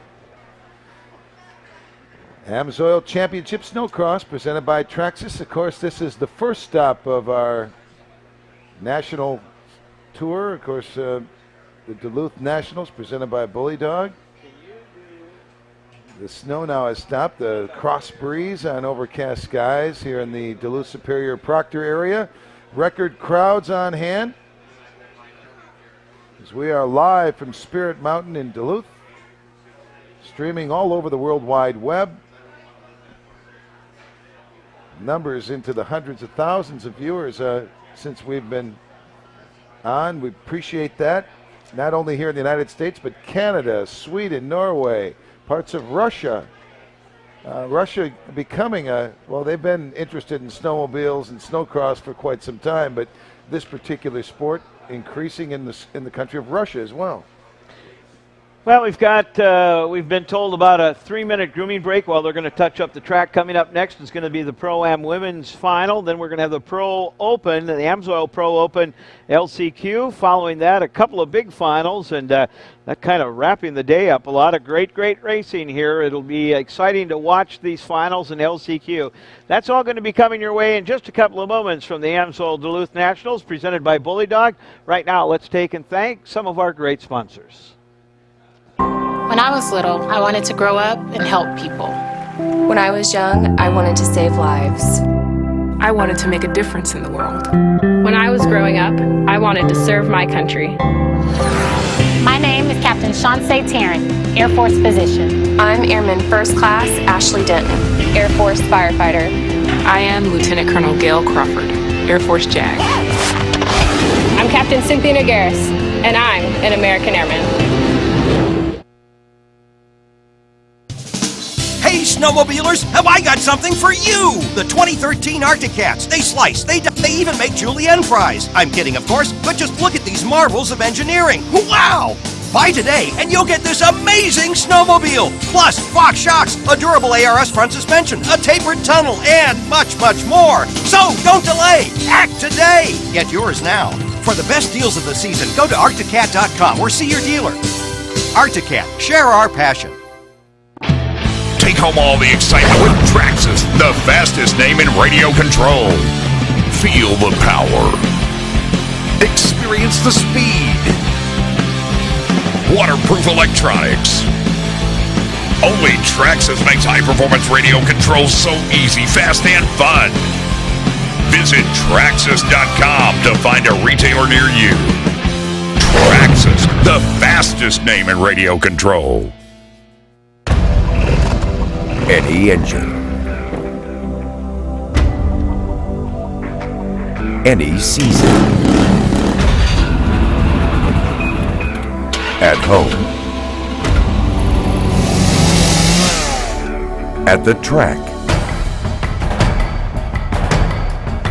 or on the trail.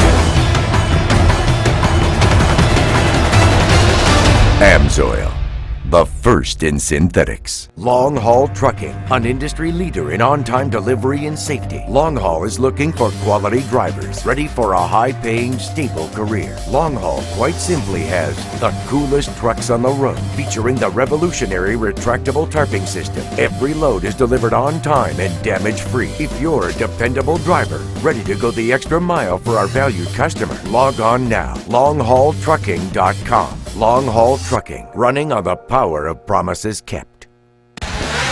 Snocross fans know that Christian Brothers Racing is one of the biggest, best, and fastest snowcross teams on the circuit.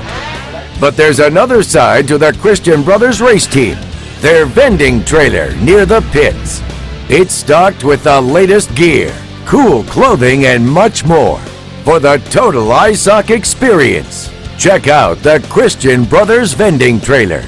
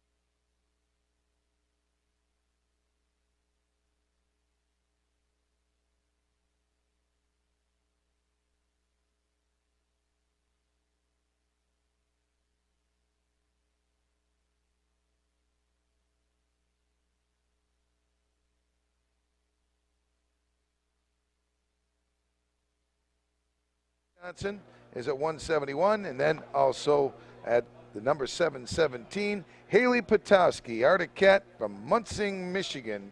And we're ready for a run in a few moments here. We'll see, earlier we watched Samantha Tarnowski and Jennifer Paré have a little battle, and it was it seemed like we were watching them sizing each other up pretty well as they were battling on the track in one of the semifinals. It's going to be a fun race, a fun final to watch. And, of course, those top three girls, all very competitive. All the ladies here are very competitive, so it'll be a fun final. You know, we want to thank some of our great sponsors again. One of those would be Bully Dog. Bully Dog technology delivers more power and more pull for your more vehicle applications than any other company in the market today. Stop by the Bully Dog booth to learn how you can gain over 100 horsepower with a simple plug-in installation. Or visit us online at www.bullydog.com. Bully Dog, powering the Layton Motorsports team and Sledhead 24/7. And again, a big thank you going out to FXR Racing. FXR turns heads once again with the all-new MX-inspired helmet and goggles. Seal out the cold with FXR's new Recruit goggles. They feature a perfect fit and seal, fog-free design, and tinted and mirror choices that actually work. Create the perfect combination and combine them with the new Blade Superlight helmet. The new Blade helmet gets its lightweight comfort from its high-tech shell design and EPS liner system. 19 fresh air ventilation channels keep your brain in the game. Feel the factory ride advantage that you can only get from FXR Racing. So a big, big thank you going out to them. Here at the AMSOIL Championship Snocross, presented by Traxxas. We are at the AMSOIL Duluth National, presented by Bully Dog, Pro-Am Women Final. So we'll be having a podium after this race, and Carly Applin will be down there to talk to the winners 1, 2, 3. As we indicated, it is going to be interesting to see how Renheim, Tarnowski, and Perret all take and work their way through this field. And I was trying to see where they lined up. I think they're pretty much right in the middle of the field, if I'm not mistaken. So we'll watch them closely, and that race will get underway in just a couple of moments. We have seen women involvement in this sport grow rapidly over the last few years, and that's expected to continue. Noticing in those youngers, 10 to 13, and the young sled riders, many of them were women. That number, that percentage seems to increase every year as we see more people getting involved of both genders in this sport. Again, we want to remind people that they can check us out on a number of the different social medias. Of course, whether you want to get on the web page, the isocracing.web page, of course, that has a lot of information, such as the point standings after this weekend, information about the Bessemer race. Matter of fact, you can even get on there and see what the order is, the schedule of races as to when they'll take place at approximate times throughout the course of the weekend. Facebook and Twitter, Instagram, they're all up and running, and we appreciate your support, especially on Facebook, as we grow this sport. When you like us, we can help expand our coverage. So please do that and tell a friend. Just about ready to go. They're under starters' orders as he's out of the shot right now, but Jim Madden watching him very closely. He'll point to make sure that they're all paying attention. He'll tell them to wait, and then he'll push the button, turning on the green light, and here we go, Mike. Out in front early on, it's the 311. That is the sled of Renheim. Yep. Oh, and a driver off down in the corner. That is, I believe, the 808 of Abigail Catlett. Bodie, I believe, is the one. Is it Bodie or Caitlin? I thought I saw the 503. Yep, you're correct. She's up and running again, though. Got a lot of ground to make up, but Tabitha Bodie is back in the race. Back up front we go. It is still Renheim out in front. Jennifer Perret in second. Tarnowski in third. Those were your top three qualifiers. It's about what we had expected. Now we'll see if those three can jockey and give us something to watch here in the next few laps. Renheim with a just over a second lead on Perret, and Tarnowski just about a second and a half behind her.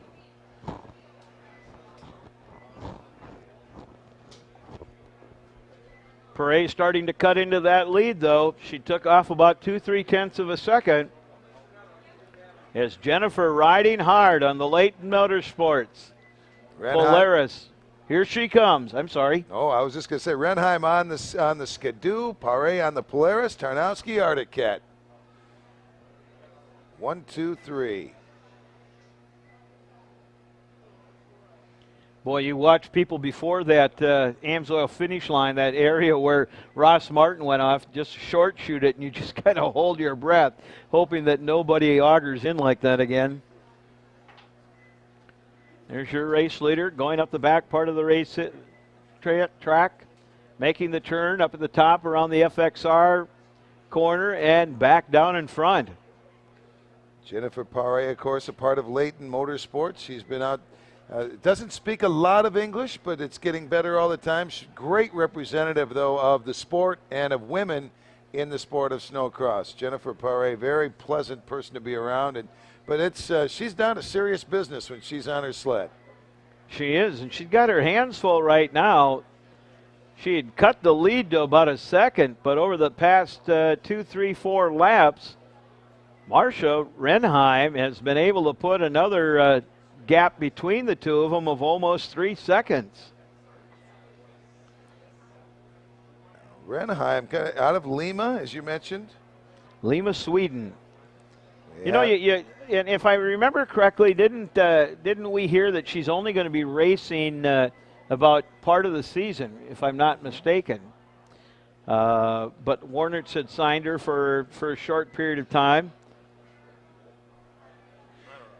And Sweden right now is 7 hours ahead of us, so as it's almost nearly 10 minutes past 9 on a Sunday evening in Sweden. Good evening, Sweden, and glad you're dialed in. We had much representation, nearly 10,000, I understand, people watching from Sweden yesterday. 1 lap left to go. That white flag waves. Renheim, Paré, Tarnowski, 1, 2, 3.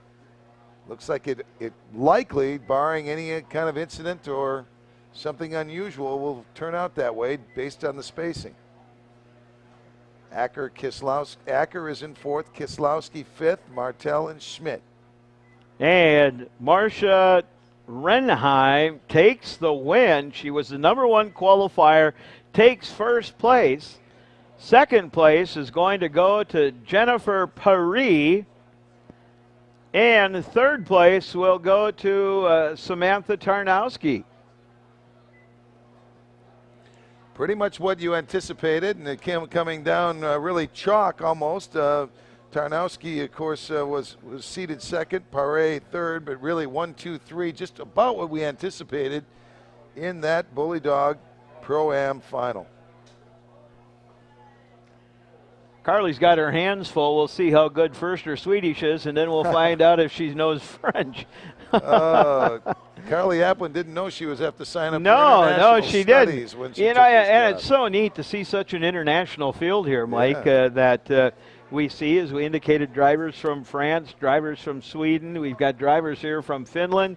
And, of course, the Canadian drivers that are with us. We'll bring some Russians in next year just to keep it spicy. Yeah, you never know. You just never know. Let's run through the whole field here. As we mentioned, Renheim taking the win, Jennifer Paré in second, Samantha Tarnowski in third, then it's Acker in fourth, Campbell in fifth, and again, happy birthday, Mom, Barbara Hopkins. Happy birthday to you. Kislowski in sixth, Martel in seventh, Miranda Schmid, Bauer, Knoxville, Patowski, Catlin in 12th, then Patowski, Bodie, and Erickson. Girls are taking their helmets off in just a couple of seconds. We'll get them up to the winner's circle and into our presentation area. The Monster Girls have taken their place on the podium. And that is almost like a cue that we should get going here with our next podium presentation. That was for you, by the way. She just blew me a kiss. Did you see right that? Yeah, that's good. Thank you. I get to wave. Let's introduce to you the podium finishers in our first Pro-Am Women's Final of the year. In third place out of Roscommon, Michigan, racing for CMP Racing, Stud Boy and FXR. Give it up for the 234 Arctic Canada, Samantha Tarnowski.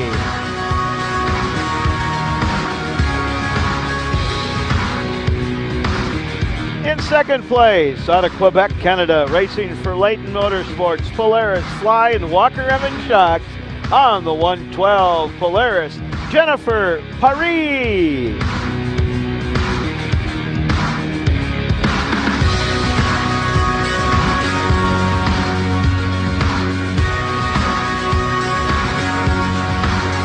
And your winner out of Lima, Sweden, racing with Warner Racing, sponsored by Foremost Insurance and XPS. On the number 311 Skidoo, Marsha Renheim.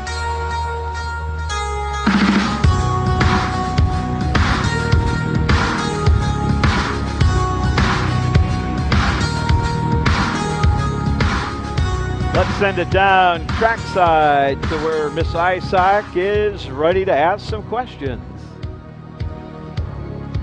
Okay, I'm here now with third place, Samantha. Hey, do you want to tell me how the track is out there? Well, they groomed it, so it's pretty nice, but there's big holes, and you just got to ride smart. Being a girl, is it harder to train for a sport like this, or does it kind of come naturally since we're known to work out? It goes back and forth. I rode all summer on bikes and then working at the gym and stuff, so it goes both ways. I mean, guys can do the same thing, so. Good way to look at it. Do you want to thank anyone today? I'd like to thank Chad Morehouse, CMP, SSI, Matt Pringer, my dad, FXR, Stud Boy, Skidoo, the Parsons family for letting me ride at their track all summer, and everybody out here watching us. Moving over to second, Jennifer Paris. Salut, Jennifer. Comment ça va? Bien. Okay, tell me about the track. Oh, it's not my favorite track, but tomorrow is another day. Do you want to say anything to your fans in Canada? Yeah. Salut tout le monde qui ont regardé le vidéo. Do you want to thank your sponsors? Oh. Thank you, Leighton Motorsport, Polaris, Tom Senior, Junior, Bully Dog, Fly, Adao Potato, Woody's, Rocks, CNA, AMSOIL, 999 Goggle, Vans, all the sponsors, thank you very much, Wendy, Trace, Trevor, Colby, Ray, Josh, Brock, my mechanic. Thank you very much. Okay, so first place, it's Marika, right? Yes. Okay, Marika, and you're from Sweden? Yes, I am. Okay, do you want to say anything to your fans over there? Yeah, a big thanks to them who's been watching me live. It's very fun. You can speak Swedish to them if you want. Okay. Hej alla hemma, skitkul att ni kollar på mig hemifrån. Och nu är jag här. Is this your first race in America? Yes, it is. Is the track any different than it is over in Sweden, or are they pretty similar? It's pretty similar. Maybe they're a little bit faster back at home, but I thought it should be even tougher. So. Do you have any sponsors you want to thank? A big thanks to Walnut Racing Team and Skidoo, and the biggest thanks to my mom and dad and mechanic Jocke that made it possible for me to be here today. Awesome. Well, congratulations. Everyone give a round of applause. These are the women riders of Snocross. Yes, and our thanks again to Marika. See, I stand corrected in my apologies. You know, if this is a sign of what women racing is going to be like this year, it's going to be fun. Yeah, Marika, and I'm also curious if this is the way the tracks are in Norway. It's going to be interesting to see how she competes this year, because this is a challenging course. Let's go back down, I believe, to Carly Apland. She's got a couple of very special ladies there. I do. They make the track a little bit prettier, I think. So let's introduce the Monster Girls. Tell us who you are, where you're from. I'm Ashley Meese. I'm originally from British Columbia, Canada, but I actually live in Minnesota now, so I'm a local. And you are new, Christy, right, to the Monster Girl scene? Yes, I am very new. My name is Christy Bjorlin, and I'm from Minneapolis, Minnesota, so I am a local. And let's talk about the Monster message. Obviously, such a big presence here on the racetrack. Yeah, for sure. Everywhere you see Monster, you know you're at an elite event, and that's what we're all about, is just promoting the best athletes in the world. Absolutely. And talk about the involvement here, too. You've been involved with racing for quite a while. Yeah, I mean, Monster's probably the biggest name in action sports right now, so. And some of the big name racers also. Let's talk about those. Of course, we have a fan favorite, Tucker Hibbert, here, and everyone's always watching him, so I want everyone to cheer for him really loud in the final today. And how are you enjoying your weekend so far? I'm a little cold, but the fans have been keeping me pretty warm out here. I was going to say, I think there's a few people out there that might try to keep you warm, so watch out. Thank you to both of you. Back up to you guys in the booth. Thank you very much. And don't mind us. We were just kind of giggling here. No problem. Guys can do that too. You were volunteering to help out in case young ladies needed assistance. Very much so. There's I'm always here for Carly and for the Monster Girls. Very much. Right. There you go. Would you like to pass on some bad news to Minnesota fans? Oh, I might have to get the update. The last I saw, in fact, you just chat for a moment. I'll pass on. All right. Well, while you get the information, and of course, Green Bay doesn't play till tonight, but we're getting ready for the AMSOIL Pro Open LCQ. 5 of these drivers are going to go to the final, and there's some pretty big names in here. Logan Christian, of course, on his Arctic Cat. That, of course, the number 43 sled. 999, Colby Crapo on a Polaris. Also on a Polaris, Ross Martin. It'll be interesting. I'm looking to see if Ross is on the line. He is. He's lined up 4th from the inside. Zach Patton on his Skidoo. Then the 271 Skidoo of Petter Narsa. Number 52 is the Polaris out of Peter Sweden of Johan Liedman. Cody Cam needs to come in through the LCQ. Derek Ellis, Levi Lavallee needs to come in through the LCQ.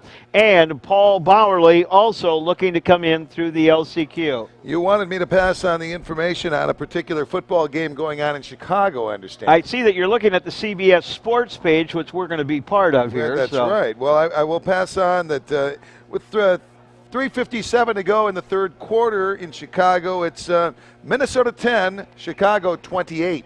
Oh, plenty of time to come back. Plenty of time to come back. Thank you for those wonderful words. Only doing my best to help out. You are. For those that care, Green Bay plays tonight. Tonight, yes. So I care if you remember the hat. Oh, uh-oh. He's back. He's back. I got some news for you too, Mike. And yes. In a minute, I'll let you know on this as this race gets going. But I know you must have been out scouting. There you go. Yes. Let us know right away here. As we get going, Green, we go down the hill. We watch them as they all slot into position. It is going to be Martin, but out in front of him, Logan Christian. So it's Christian, Martin, Narsa, Zach Patton, and Colby Crapo. Those are your top 5. What did you find out? Ross Martin broke a belt in that last qualifier in that heat race. That's why he went over it went at the wrong time. It snapped and he went over the bars. They say that airbox issue is totally fixed. They switched out to the airbox from last year, and they have no worries whatsoever that airbox is gonna be any trouble at all. We watch them as they keep working around. It's still Logan Christian out in front. Ross is currently in second. Help me out, because I thought maybe the motor seized, because the same thing happened. If the belt breaks, he loses all that gyro effect that he can use with his brake and with the fuel of trying to keep that sled pitched the way that he wants it. Right. Yeah, he went over the bars. He said it was really scary, so that tells me he hit really hard, and he didn't know what happened to the motor, and he slammed the ground. That's why he just stood there and looked at that thing. He didn't want to get back on it, and probably couldn't have anyways. Logan Christian continues to lead Ross Martin here. Ross Martin, see if he can catch up. Logan having a nice race. Of course, Logan out of Fertile, Minnesota on the Arctic Cat. They work their way back up the hill. It's still Ross Martin in second. Zach Patton in third. Derek Ellis on his Arctic Cat in fourth place. And then Colby Crapo, he's on the bubble. He's in the last transfer position. You see Petter Narsa in sixth, Cody Cam in seventh. And I ran into Cody's dad down there. And I said, how's Cody doing? He said he kind of held at his head and was like that. So that tells me that Cody's still a little shaken up from some of his crashes.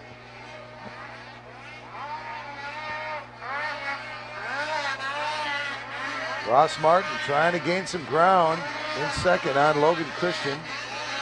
Followed by Zach Patton and Derek Ellis.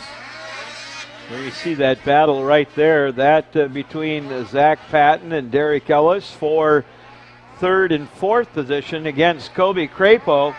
Crapo sits on the bubble. He is the transfer sled. I'm noticing LaValle way back in the back, seeing what's going on with him now. LaValle, a very uncharacteristic trailing the field. And 10th out of the 10 riders on the course. Logan looking pretty good up front. Very much so.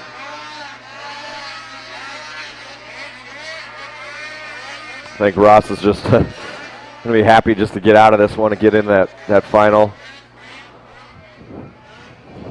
And see what he can do. I mean, do you get to a point when a couple bad things have happened where you're waiting for the third? I mean, it almost must be hard to dismiss that feeling. So Logan Christian will move on at the number 11 qualifier. Ross Martin in second. Zach Patton will qualify 13th. Derek Ellis gets into the final with a fourth place finish as the 14th qualifier. And Colby Crapo makes the final as the number 15 qualifier.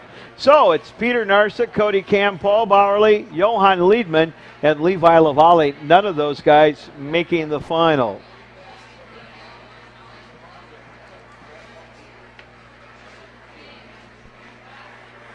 Again, thank you for joining us at the AMSOIL Championship Snocross presented by Traxxas.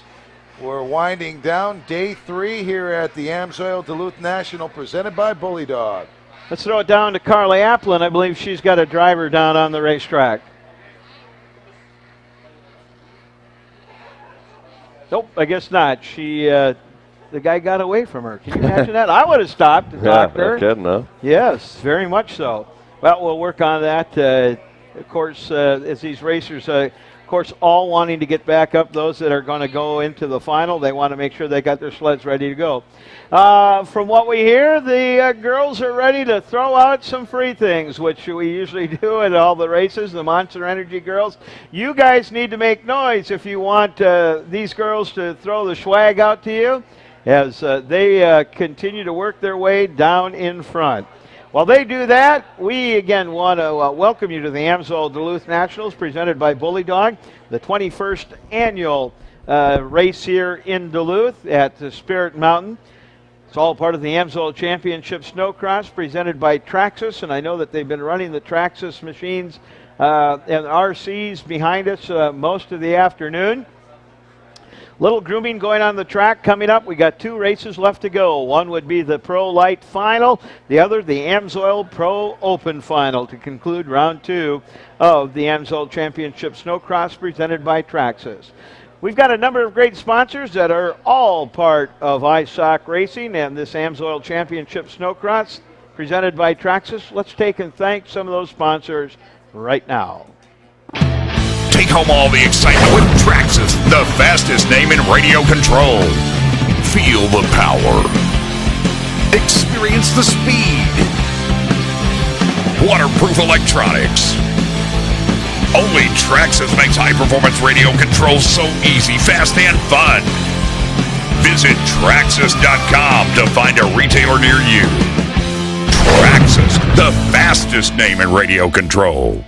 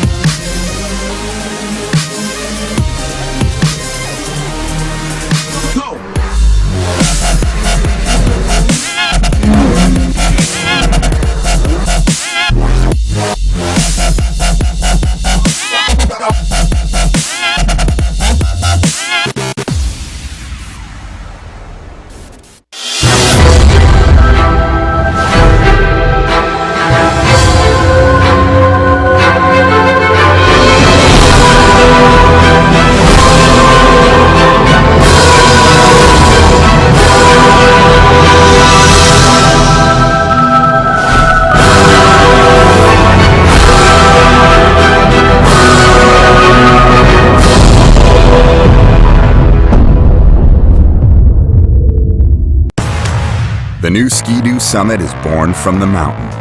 The new T-Motion suspension bends to the rider's will.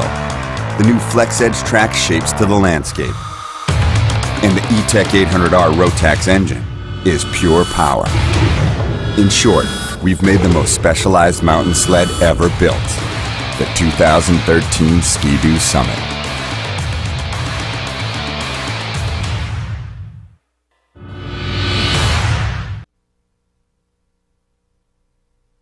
Think industry-leading comfort and performance only comes in big cat machines?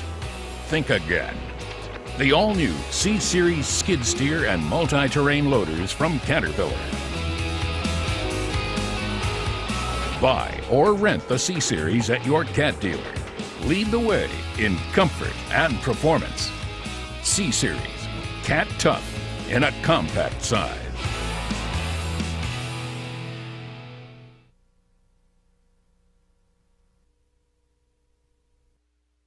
When I was little, I wanted to grow up and help people. When I was young, I wanted to save lives. I wanted to make a difference in the world. When I was growing up, I wanted to serve my country. My name is Captain Shawnse Tarrant, Air Force physician. I'm Airman First Class Ashley Denton, Air Force firefighter. I am Lieutenant Colonel Gail Crawford, Air Force JAG. I'm Captain Cynthia Nogueras, and I'm an American Airman. Snocross fans know that Christian Brothers Racing is one of the biggest, best, and fastest snowcross teams on the circuit. But there's another side to the Christian Brothers race team, their vending trailer near the pits. It's stocked with the latest gear, cool clothing, and much more for the total ISOC experience. Check out the Christian Brothers vending trailer.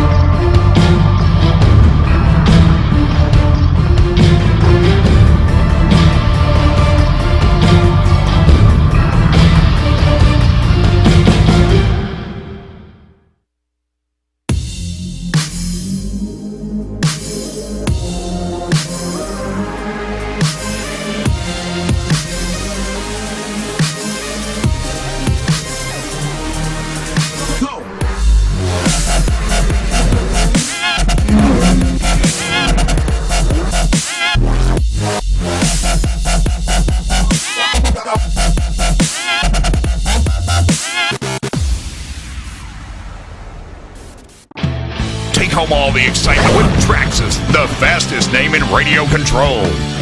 Feel the power. Experience the speed. Waterproof electronics. Only Traxxas makes high-performance radio control so easy, fast, and fun. Visit Traxxas.com to find a retailer near you. Traxxas, the fastest name in radio control. Hey, snowmobilers, have I got something for you? The 2013 Arctic Cats. They slice, they dice, they even make julienne fries. I'm kidding, of course, but just look at these marvels of engineering. Wow! Buy today, and you'll get this amazing snowmobile. Plus, Fox shocks, a durable ARS front suspension, a tapered tunnel, and much, much more. So, don't delay. Act today. Get yours now. For the best deals of the season, go to arcticcat.com or see your dealer. Arctic Cat, share our passion. Any engine, any season, at home, at the track, or on the trail.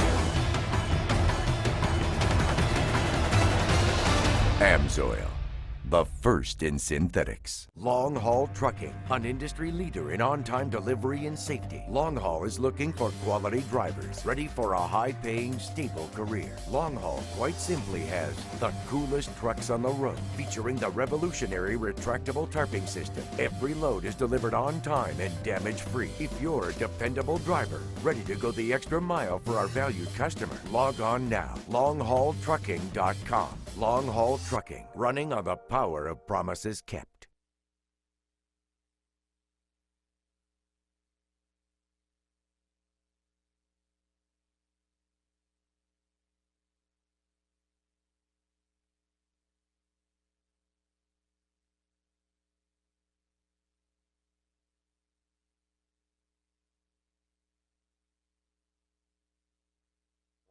A lot of tight racing, big bumps and jumps. And, you know, they're going to groom now before the last two finals of the day, but we've seen this thing get chewed up a couple of different ways, and the fact that it's changed its complexion, it's changed its personality, but that's going to continue to happen with this man-made snow, that it's going to be that way through both these next races. Oh, definitely. It's what we call it holes out. I mean, when these sleds land, every time they land, they dig a little deeper and deeper until there's just like no bottom, and that's when you'll start seeing the action get real exciting. Sledhead 24/7 has been busy shooting. I know that you've got a lot of different things going on. Why don't you tell us about a few of the upcoming shows and some of the things you're working on? Well, we're working on, in fact, I snuck away yesterday and went and did a little riding. No, we were about an hour away. We found about a foot and a half of snow and went and thrashed on some of our new buggies. So that was fun, and then came back to do some racing and watch some racing. But yeah, Sledhead, we got a lot of new things going on. We're doing a lot of riding, a lot of different riding, some really, really interesting people. I mean, we're going to be from the East Coast in Vermont all the way out to Colorado, Wyoming. We're working on some deals up in British Columbia to do some riding, and all in all, it's going to be a great season. Stay tuned. And, of course, the program, they can take and look at the Sledhead247.com, if I'm not mistaken, to find out the schedule and in their local area. I know locally you're on the Fox Sports North network in this area, but if you're from out east or whatever, check the website to find out where they can find you. Yeah, and go on our website, go on our YouTubes.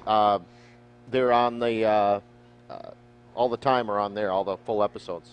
Fishman, thanks so very much for stopping up, and we'll talk to you soon. Yeah, we'll hang in there. Jeff Fisher from Sledhead 24/7. We're getting ready, coming as they work their way down the racetrack.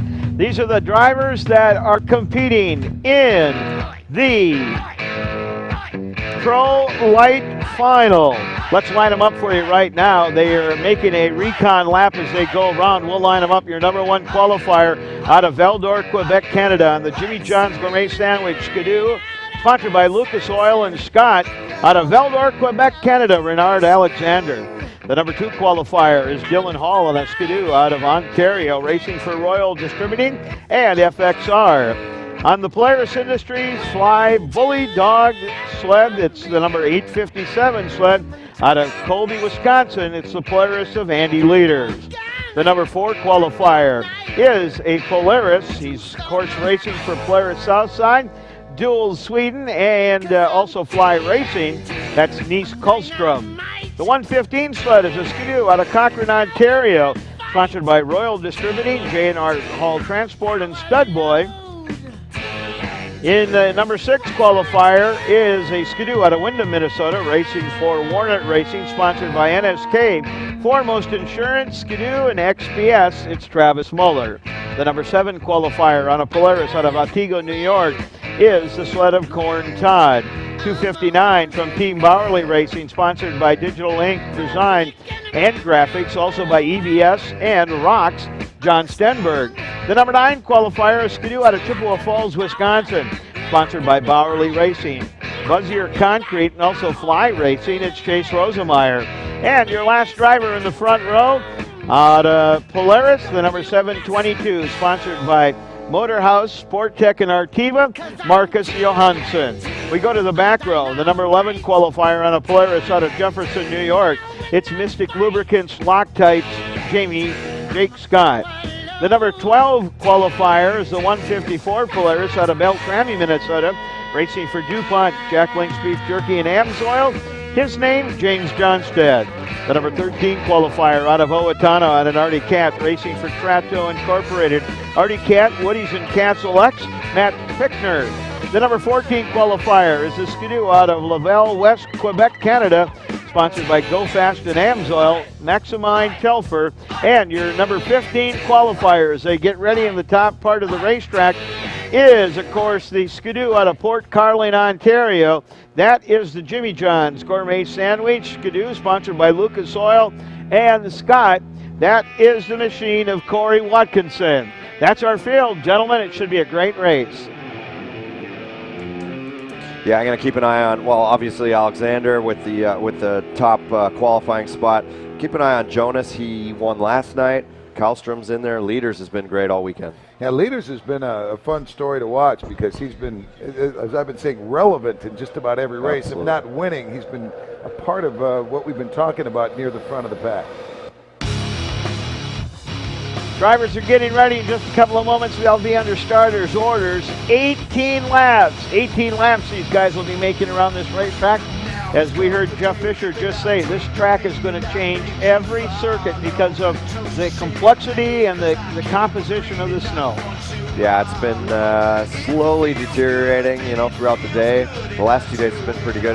I mean, it still looks good, but you can tell the bumps are bigger and the whoops are deeper. There's some holes. That's what it is, and we've seen it wreak some havoc on the course and some of the riders.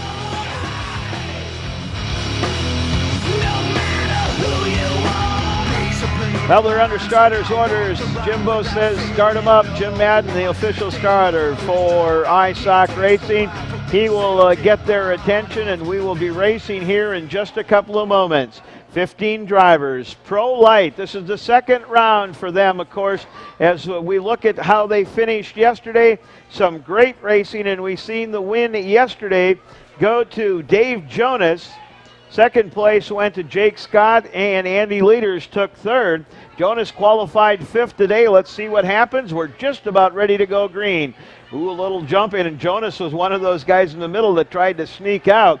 Aren't hearing anything as far as being told to throw a black flag, so they got away with it. Down into the corner, we'll watch them as they sort themselves out. It's Johansson out in front, Dylan Hall, Leaders, Alexander, and Corin Todd. Johansson with a great start. Hall right up in the mix on his Royal Transportation ride. And Leaders up there. Where's Jake Scott? Jake Scott had a problem way at the back of the field. All right, Hall going for the lead. And it looks like he makes it stick. Johansson coming back at him up the hill, Mike. Boy, they're all bunched up. You can throw a blanket over those top three. That's Hall, Johansson, and Alexander. Dave Jonas sitting in fourth, just watching this to see how it's going to pan out, trying to find what kind of line he's going to move around. Then Andy Leaders sits in fifth, Corin Todd, Stenberg in sixth, and it's Fichtner in eighth place. Johansson is taking that jump a lot like we were watching Ross Martin last night. Watch him when he comes up here and takes it up the finish line jump. He's going for the triple. There he is. See? Sure enough, skying it out. He's a little short that time. That first lap I saw, he did air it out. But now he's moving in. Hall trying to get in there in that second spot as he doubles through this section here. It's been a winning formula. If you can get that triple and get the confidence, you're going to get a little bit of back. You're going to get a bit of lead on that first turn. Sure, gain some ground. Travis Smuller, that 436 machine, having problems earlier on. You see the black flag. The black flag out for Dave Jonas, and I'm not sure. I haven't heard on the radio what it was for. Remember, I said I thought he sneaked a little bit on the starting line, if that's what it was for or not. But Jonas letting everyone go by like he needs to do. And Jonas pulling off the side of the track. We'll see if he comes back on. I don't think he's going to. I think Dave has resigned the fact that he can't take and do anything from, well, he is going to come back on. So Jonas falls way back. So that's Johansson out in front, Alexander, Hall, and the Leaders now in fourth place. Corin Todd in fifth, John Stenberg in the sixth spot on his Skidoo. Johansson. Yeah, looks good. Rail that Polaris around. Here he comes down the downhill. Right back in front of you, taking the outside line this time. Whoa. Keeping an eye on Leaders. He looks actually pretty good. And he just set a pretty good lap as well, 23.5. So he's in the fourth spot, seeing if he can make work of Hall. Jake Scott working his way back up to the field a little bit anyway, in ninth position now. A lot of area to pick up. Oh, yeah. after finishing on the podium last night. It's going to be a tough one today. Hey, Jonas pulling off, pulling down in front of us. Johansson, boy, he's running solid, isn't he? Oh, just about lost it there. Caught a square edge, and it kicked his back part of the sled to the side. He was very, very close to taking that thing over. Alexander now moves up in the second spot. Hall third. Leader still in fourth.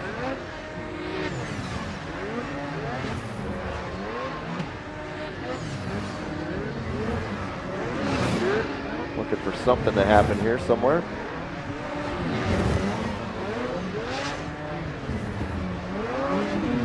Kallstrom, he's way back at 13th right now. Leaders all by himself in the fourth spot. There you see on the screen, Johansson working his way back up one more time. Got about a 2.5 second lead over the rest of the field here. Renard trying to make up some ground. I'm sorry, go ahead. Yeah, tripling out that finish line like Mike was saying earlier, and came a little short again. Oh, who was that? Was that Leaders getting a little sideways? That ditch after the landing, after the finish, is getting some guys pretty squirrely down there. That is really getting rutted out, no doubt. And you know, you heard Tim Tremblay talk earlier. There's a lot of man-made snow here, meaning that it could have created ice underneath in these areas, and you're going to end up with a lot of square edges. Here you see Corey Watkinson with a problem trying to get his sled turned around up in turn number 2. He's right on the edge. That thing is close to going down over that big hill. So I think he's just trying to get it out of the way so these other guys don't come. Lap 13, still Johansson, Alexander, Hall, Leaders, and Corin Todd in 5th.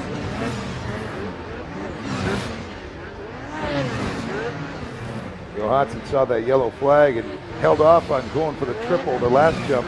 Oh, is that your leader? Off it is. It is. Yep, he had trouble that area just a little while ago, and your leader comes off, so Johansson is going to fall back. Looks like 5 or 6 guys got by him just from what I see. Renard Alexander should be your new leader, the 793 ride.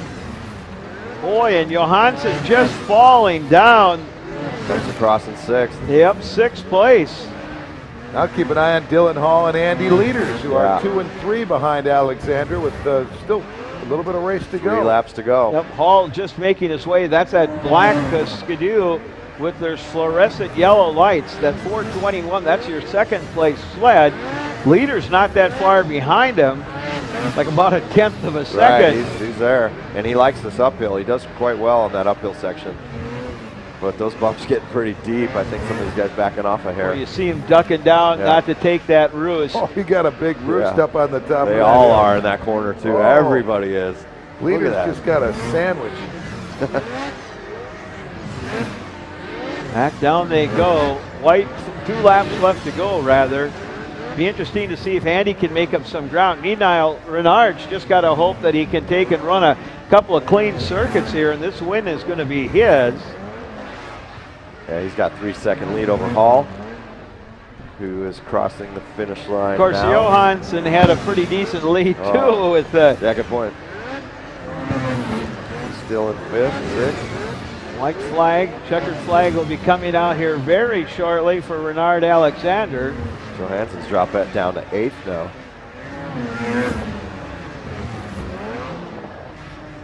There it is. Yep, the win going to the 793, Renard Alexander. A nice run for him. Dylan Hall taking 2nd, and 3rd place going to Andy Leaders. Gentlemen, that's the same way they qualified, 1, 2, and 3. And Leaders had a good night, I believe, last night as well, too, so he should be sitting pretty going into the next round. Johansson, certainly that's a tough break for him. Didn't see exactly what took him out. He must have been a little bit too close to that inside edge. Yeah. He was riding he had a fantastic race going up until that one miscue climbing the hill on the backside. Yeah, Andy Leaders took 3rd place last night, taking a 3rd place tonight. That's going to do well for him as far as the point standings go as we move into Bessemer. So it'll be interesting to see after they're all tabulated whereabouts he slots into what position. I would put him up towards the top being the fact that he was on the podium both nights. Some great racing as our drivers are down there taking their helmets and goggles off, and in just a couple of moments we're going to be going down to, of course, Carly Applin, as she'll be interviewing the drivers as they head their way up to the AMSOIL Championship Snocross presented by Traxxas Winner's Circle, if you will, and receive their awards. One race left. That's the big one coming up here in just a few moments. As we just about ready to go, I see most of them have their helmets off, so let's get started with our next podium finish.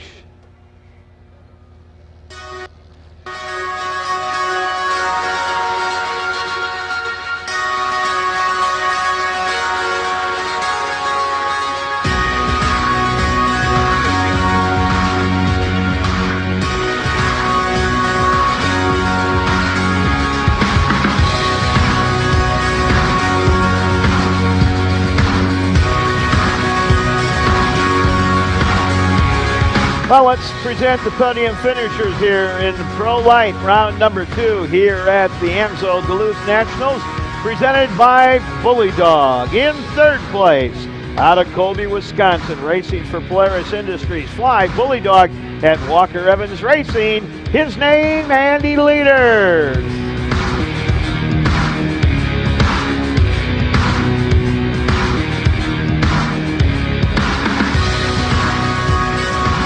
In second place, out of Ontario, Canada, racing for Royal Distributing, Skidoo, FXR, and J&R Hall Transport. On the number 421 Skidoo, Dylan Hall. And your winner out of Val-d'Or, Quebec, Canada, racing for Jimmy John's Gourmet Sandwiches, Skidoo, Lucas Oil, Scott, and Boss Racing.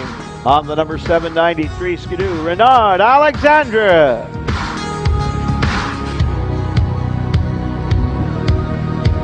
Let's send it down trackside to Carly Applin.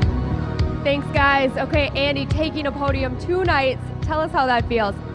Yeah, I kind of got a bad start, and I seen Jonas and Scott were having some problems, so I kind of just took it easy and was thinking points, but you know, I'm just glad I can get on the podium here twice this weekend, and it's all about staying consistent for me this year. So.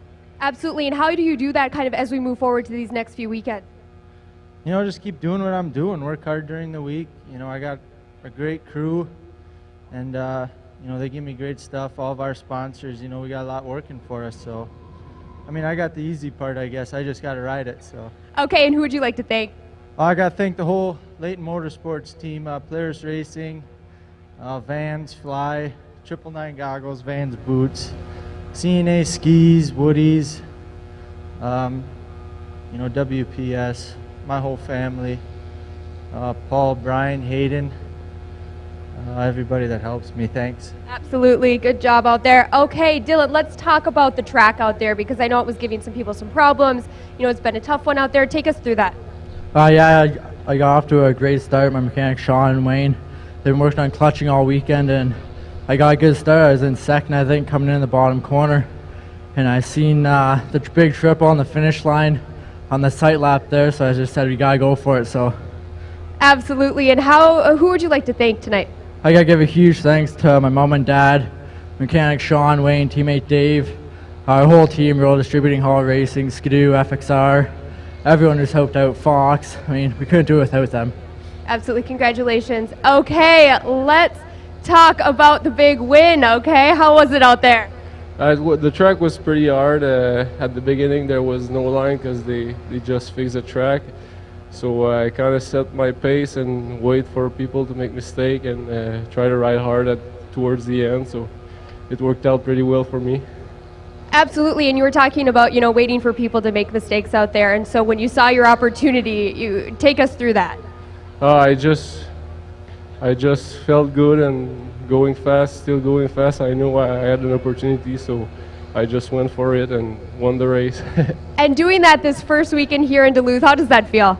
It feels really good after a deceiving day yesterday. I was third all at the final, and I fell off right at the end, so I would have done 2 podiums, but I will take it like that. I came back and had a perfect day, so can't be more awesome.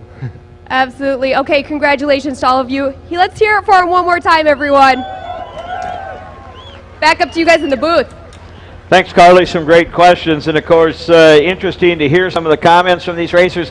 You know, it's like you guys, we were talking about, we take a look at that overall point standing in the Pro Light class. The guys got to look at Andy Leaders and think he's probably going to be the points leader going into Bessemer. Well, you don't have to win. If you can be on a podium, that's better. You know, consistency is so huge in this, and I don't need to tell you guys that. I mean, you can win once and disappear for a while, and you're going to be better off if you're just standing on the podium in third place, or even a 4th or 5th place finish. Yeah, because Jake Scott, he ended up 10th in this one, and he was a top dog yesterday. So he's going to, I really think Leaders will be in the points going into Bessemer.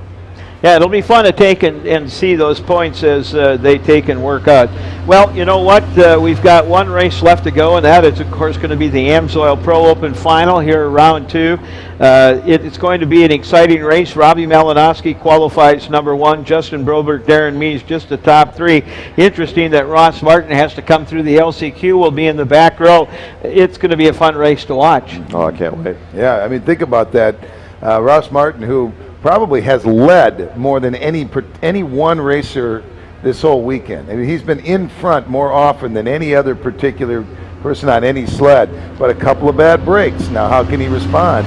We all know what kind of character he has. That's not a problem. Is he going to be able to do it, and can he turn this thing into make Friday night come back here on Sunday afternoon is what I guess we'll all wait and see. You bet. That's coming up very shortly. I'll tell you what, we're going to introduce the drivers in a couple of moments as they head to the tabletop. Let's take this 2-minute timeout to thank some of the great sponsors of iSock Racing.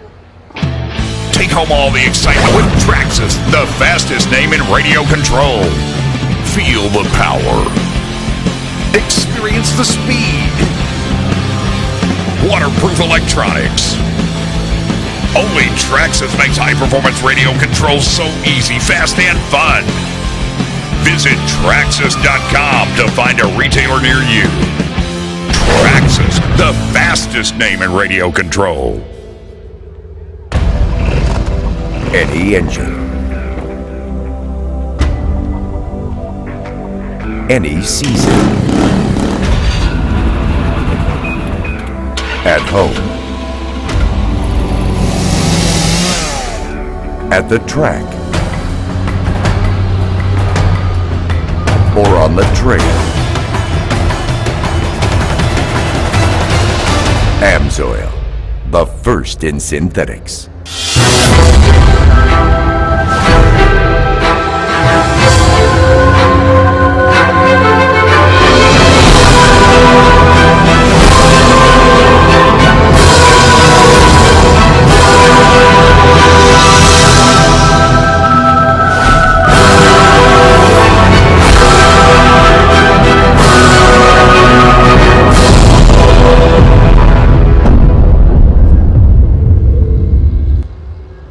Looking for big snow this season? Make plans to hit the slopes at Blackjack Resort. Ski the deep powder with 24 runs from wide open spaces to extreme blade skiing. Cruise the distance or ride the creative features in free terrain parks. Bring the whole family with the convenience of trailside lodging and affordable skiing as kids 12 and under always ski free. For the adults, kick back in the Loggers Lounge, where there is live music after the ski day. Don't miss out on the fun with events like Snowfest, Superfest, Dermanfest, and more. Big snow, big value, big fun. Blackjack. The new Ski-Doo Summit is born from the mountain. The new T-Motion suspension bends to the rider's will. The new Flex Edge track shapes to the landscape. And the E-Tech 800R Rotax engine is pure power. In short, we've made the most specialized mountain sled ever built. The 2013 Ski-Doo Summit.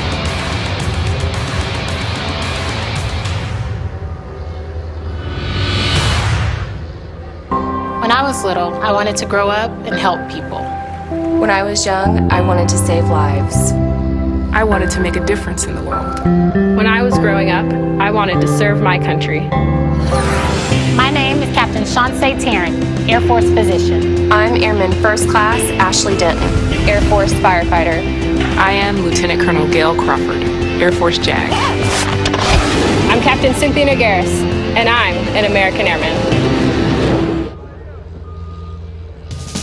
Hey, snowmobilers, have I got something for you? The 2013 Arctic Cats. They slice, they dice, they even make julienne fries. I'm kidding, of course, but just look at these marvels of engineering. Wow! Buy today, and you'll get this amazing snowmobile. Plus, Fox shocks, a durable ARS front suspension, a tapered tunnel, and much, much more. So, don't delay. Act today. Get yours now. For the best deals of the season, go to arcticcat.com or see your dealer. Arctic Cat, share our passion.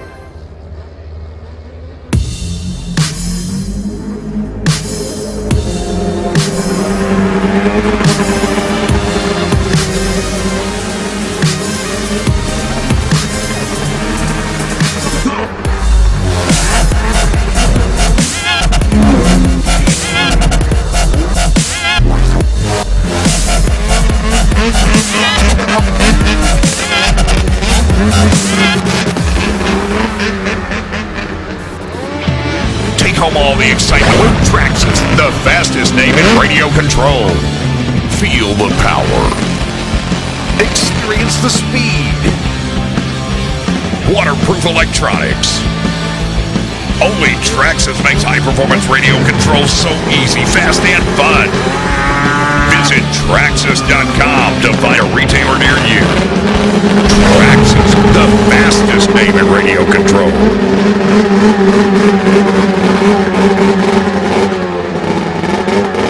Now I hear the microphones on outside already as we're hearing many of those sleds work their way up into the starting grid. And in just a couple of moments, it's going to be our opportunity to introduce to you the starting grid for round 2 of the AMSOIL Pro Open. This is the second, of course, of 16 rounds that these racers will be racing at 8 different venues. Boy, I'll tell you what, guys, as we talk about what's happened here at Duluth this weekend, we've seen some awesome racing. Yes, absolutely. Seen some awesome racing, seen some spectacular crashes too, and that has me a little worried on a couple guys coming into this final. You know what else we've seen is spectacular crowds. I looked out the window here, and here it is a Sunday afternoon, and we have the stands are packed. They're 3-4 deep inside the chalet looking out the window. And I have to, a big round of applause for all of you who are out here today, because this has been a fantastic showing. Record crowds here to see this AMSOIL Duluth National presented by Bully Dog. So really give it up to all the people coming out here and having a great time watching fantastic racing. Any favorites? Any picks? What do you think? I'm going to go with, I'm going to take someone from the back row. I think no one in this entire weekend has led more often than Ross Martin. Now, it's been the Boulevard of Broken Dreams the last 2 times he's been in a meaningful race, and I think this time it's going to change. I think he's going to get out. He's going to find a way to get in front. He's going to triple that jump that we've been talking about right out of the AMSOIL finish line, and we're going to see Ross Martin end this weekend just the way it began. I say keep an eye on Tremblay. He's been confident, but he's been a little quiet, but he's right there all weekend too. Well, gentlemen, I see 15 combatants once again lined up. They went through this routine last night. Some of them fared well, some of them did not fare well. It's another day of racing. Some of them have qualified better than they did, some not as well as they qualified, and they're going to have to work harder to get to the top. Right now, let's take and introduce to you the lineup for the AMSOIL Pro Open Final.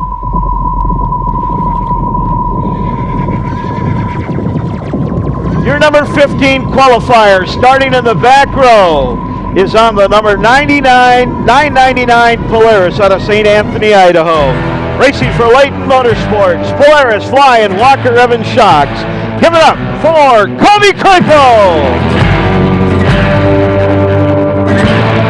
The number 14 qualifier out of Fargo, North Dakota, racing for Just Racing, Twin Forks Enterprise, Team Artie Cat, and Airport Trailer Sales. His name, Derek Ellis.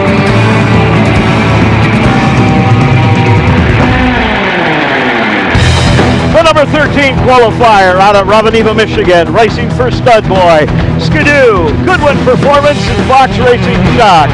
He's on the number 99 Skidoo. His name's Zach Hatton. The number 12 qualifier out of Burlington, Wisconsin, He was on the podium yesterday. Can he get on the podium again? We'll soon find out. Sponsored by DuPont, Jack Link's Beef Jerky, AMSOIL, and Polaris. Give it up for the boss, Ross Martin! Your last qualifier in the back row comes from Fertile, Minnesota. Racing for Artie Cat, Drift Racing, Stud Boy, and Troy Lee Design. On the number 43 Artie Cat, Logan Christian. We move on to the front row. Your number 10 qualifier out of Chatsworth, Ontario, Canada. Racing for Rockstar, Polaris, Woody's, and HMK. On the number 93 Polaris, his name, Ian Hayden.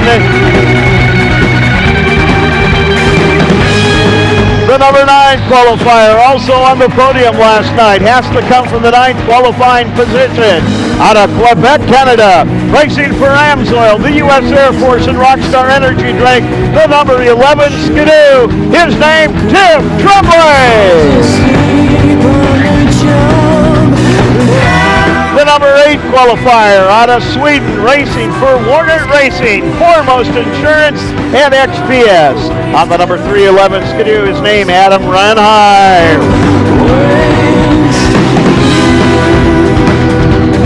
One of the old guard making it into the final is the number 7 qualifier out of Quebec, Canada, racing for Skidoo, Kimpex, and Stud Boy. Give it up for number 167, Dave Allard.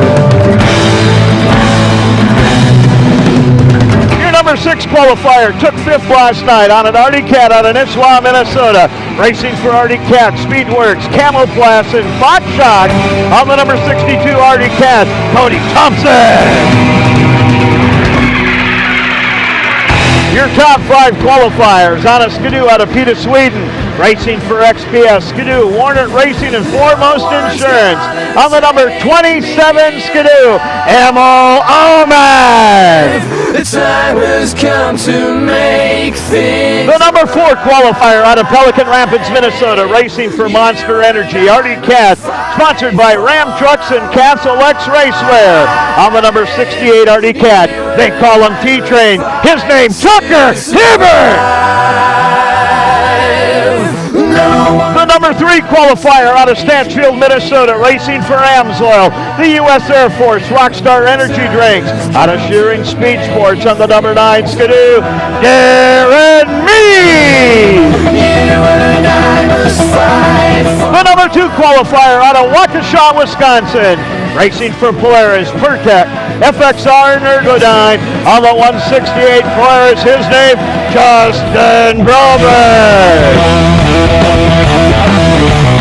Your number 1 qualifier, he's got something new on his sled today. It's that number red 4 plate. Your points leader coming in qualifies number 1 out of Lino Lakes, Minnesota, racing for AMSOIL, the U.S. Air Force, Rockstar Energy. On the number 4 Skidoo, Robbie Malinowski. No one's gonna take me alive. Those are your 15 combatants. Right now, let's head down trackside to Carly Applin. Okay, you guys, thank you so much. Joining me are 2 very, very special people. Of course, we have Jeremy Meyer with AMSOIL. Let's talk a little bit about AMSOIL's involvement. We obviously have a lot to thank them for. Well, you know, it's been 15 years since we got involved in Snocross with Shearing Speed Sports. Now we're title sponsor of this great event. We're a title sponsor of the series. We're in our hometown here. We've had some great racing all weekend, started with the AMSOIL Dominator, just another tradition that started right here in Duluth, and let's have some great racing today. Absolutely. Now, Terry Matson, another very special guest with us today, one of the founders of this event, and we want to talk a little bit about the history of the event because I know that one of your friends, another co-founder, CJ, actually passed away tragically a little while ago. So tell us about that. Give us some insight into the history. Well, it's been 21 years since we first came out to Spirit Mountain, but yeah, that's how it started. CJ was involved. A friend of mine, Craig Hansen, and I sat down with Denny Munson here at Spirit Mountain, and CJ Ramstead, who was truly an icon in the sport of snowmobiling, big fan of snowcross, snowmobile racing. We dreamed up this idea It's been 2 decades. The race is as strong as ever, and we miss CJ and his son JJ, who passed away tragically in a car crash in 2007, but his memory continues on and forever will here at the CJ Ramstead Memorial Cup, and we just want to thank all the fans for turning out, all the teams, the great staff at Spirit Mountain and Visit Duluth, all of our volunteers. It's been an incredible weekend. Everybody coming together along with Mother Nature to make this happen, and it's a real tribute to the passion and enthusiasm of all these people. Ice hockey is fantastic, and next weekend the slopes will open here at Spirit Mountain for skiing and snowboarding, and winter is here, and this is great for the Twin Ports, and thank you all very, very much. Absolutely. Now I think a great way to wrap this up is to have Terry Mattson, Jeremy Meyer, give us those 4 most coveted words in racing. So gentlemen, if you can give them to us. Gentlemen, start your engines!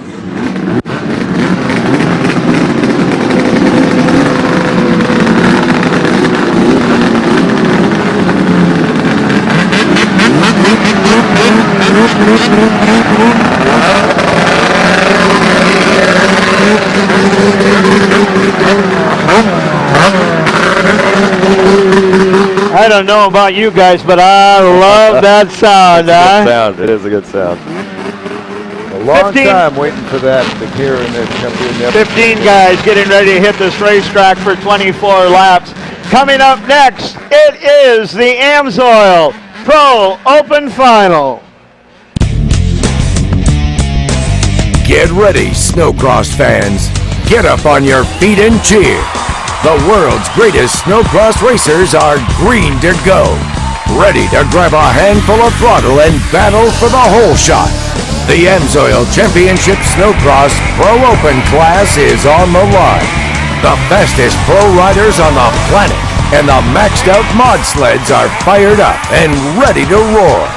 Are you ready? It's time for the best of the best as ISOC and AMSOIL Championship Snowcross present the Pro Open class.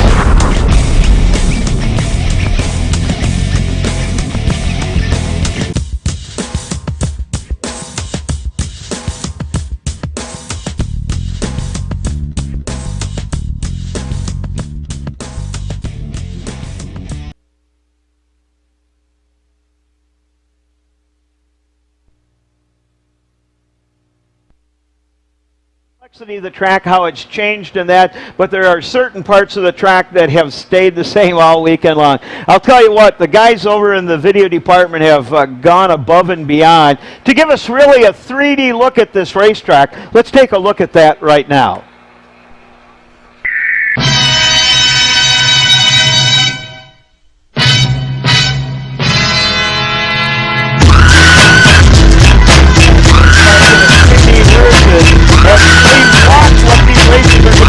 Come down off the Mountain Serenity starting line. This is a nasty downhill routine. You guys really track your day. Yeah, back down over the bars, especially Rock Farm and go to Jam. Let me come into the first and second turn. This is already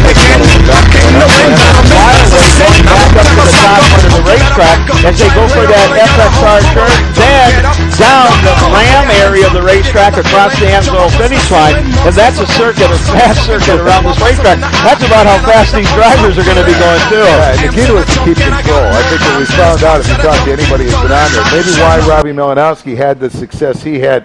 He was under control and he wasn't taking great risks. There's some opportunities out on this course that can knock you right out of a race. So they need to be smart. They need to be.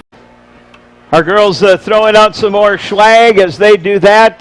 We're looking for a camera shot to see who lined up where on the top of the racetrack, because I think, again, hole shots are going to be an important part of this race as to exactly who's going to be able to get out front early on. And I think getting out in front again is going to be an important part of what we see here this afternoon and this evening in this final. Well, the interesting thing is the hot starter, Ross Martin's going to be on the second row here, so let's see what he can do as well. So you see, as you look right now, that Pertec sled, that one of the Henches sled, so Broberg way on the inside. Then right next to him, Robbie Malinowski. Hats off to Shearing for putting a number on the front so we can see who's who.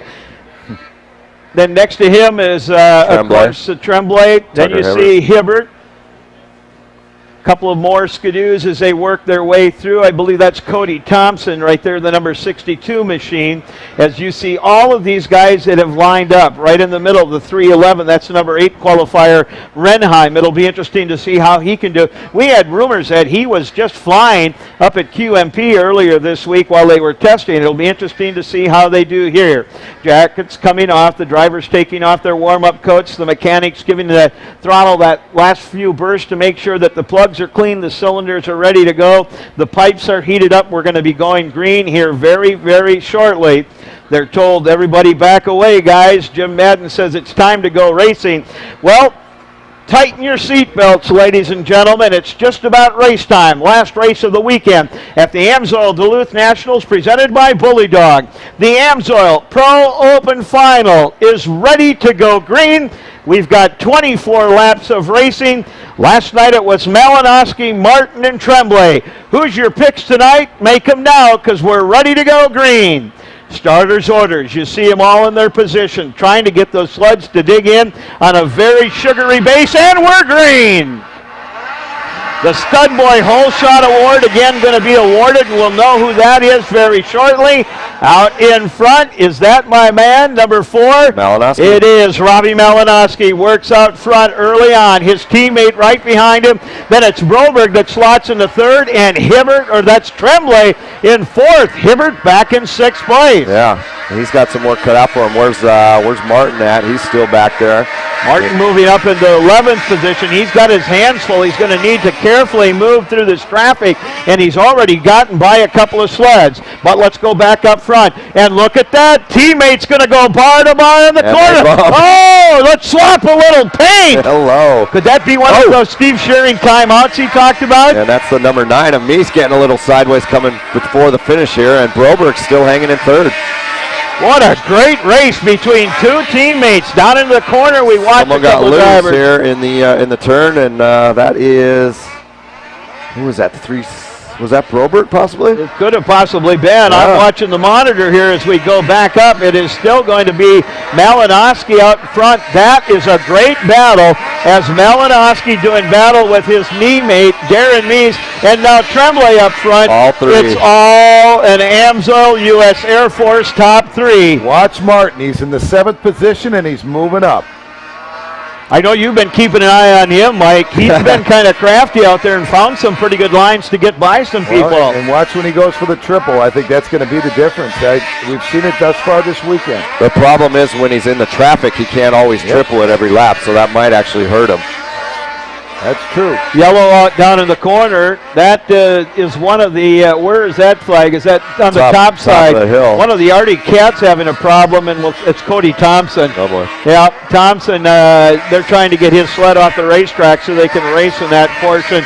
Boy, tough break for the driver out of Nisswa. Came in 5th in points. This is going to take him out of the top 5 for sure. It'll be interesting to see where he ends up. But it's still Malinowski, Meese, and Tremblay. Could you think Shearing have the trifecta going here tonight? It's early, but it's definitely possible. They've had a good weekend so far, so let's see. Broberg hanging well in 4th. 5th is Logan Christian. All of a sudden, he's on the gas. Martin, like Mike says, is moving up good. He's in 6th. Tucker Hibbert, a surprise, back in 8th. I thought he'd get going a little quicker. Yeah, he's actually fallen back a little bit instead of moving forward. He was up into 6th place for a period of time. Now Emil Oman and Ross Martin have gotten by T-Train, and T-Train, as he indicated, sits in 8th place. Logan Christian is the highest placed Arctic Cat at the present time in 6th position. Now Martin gets by Logan Christian, so he's up to 5th. So like Mike says, Ross is on it right now. Well, he's got some people in front of him, though. It's going to still take a huge effort by Ross Martin to get up in the top 3. Got a rider down in the 2nd turn. I'm not sure who that is. And I think they pulled the yellow in. I think he got back underway. Let's watch him as they come back. This monitor shot here. Malinowski, he comes back across, and how about Darren Meese in 2nd? Yeah, but you look at Malinowski. Malinowski finally got tired of this. He said, "You may be my teammate," but he's now put about 2.5 seconds between him and the other two AMSOIL sleds. Good point. Tremblay hanging right there in 3rd, right on Meese's tail. Broberg still having a solid ride in fourth. Robbie looking for lines. Tremblay trying now to work underneath. Nope, not quite close enough. Boy, he is really looking for an inside line to get underneath Mies, and Mies stumbles a little bit on the uphill. Tremblay made up some ground. Watch him as he comes back down underneath. Tremblay still not able to make up that distance, but that is a good battle between Darren Mies and Tim Tremblay. Correct, for second and third. Boy, we watch these two guys beat each other. While that's all happening, Malinowski just got a big smile on his face, goes, hey, I'll tell you what, you guys go at it. We're going to just take and let these guys race behind me. Yeah, Ross is up to fifth. He's on Broberg's tail. And still, Tucker Hibbert still in eighth. So as Malinowski comes across, did you see that? Yep. Mies looks over his shoulder and goes, uh-oh, I know this guy. We trained together. We know how each other rides, but he is right there. Malinowski pulling away right now. He's got a 3.3 second lead over Mies and Tremblay, all three teammates out front. And Robbie's starting to work his way into lap traffic, so he'll got his hands full here a little bit.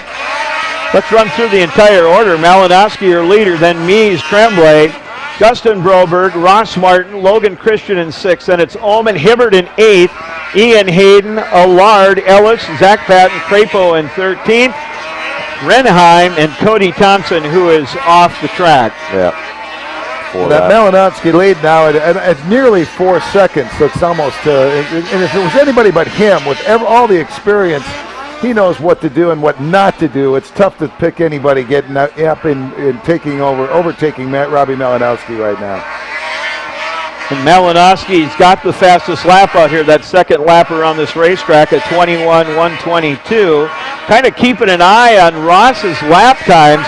He ran a 23:325, so he's running about the same speeds as what Justin Broberg is, not able really to make up any ground to move up in fourth and even try to challenge for a podium yet.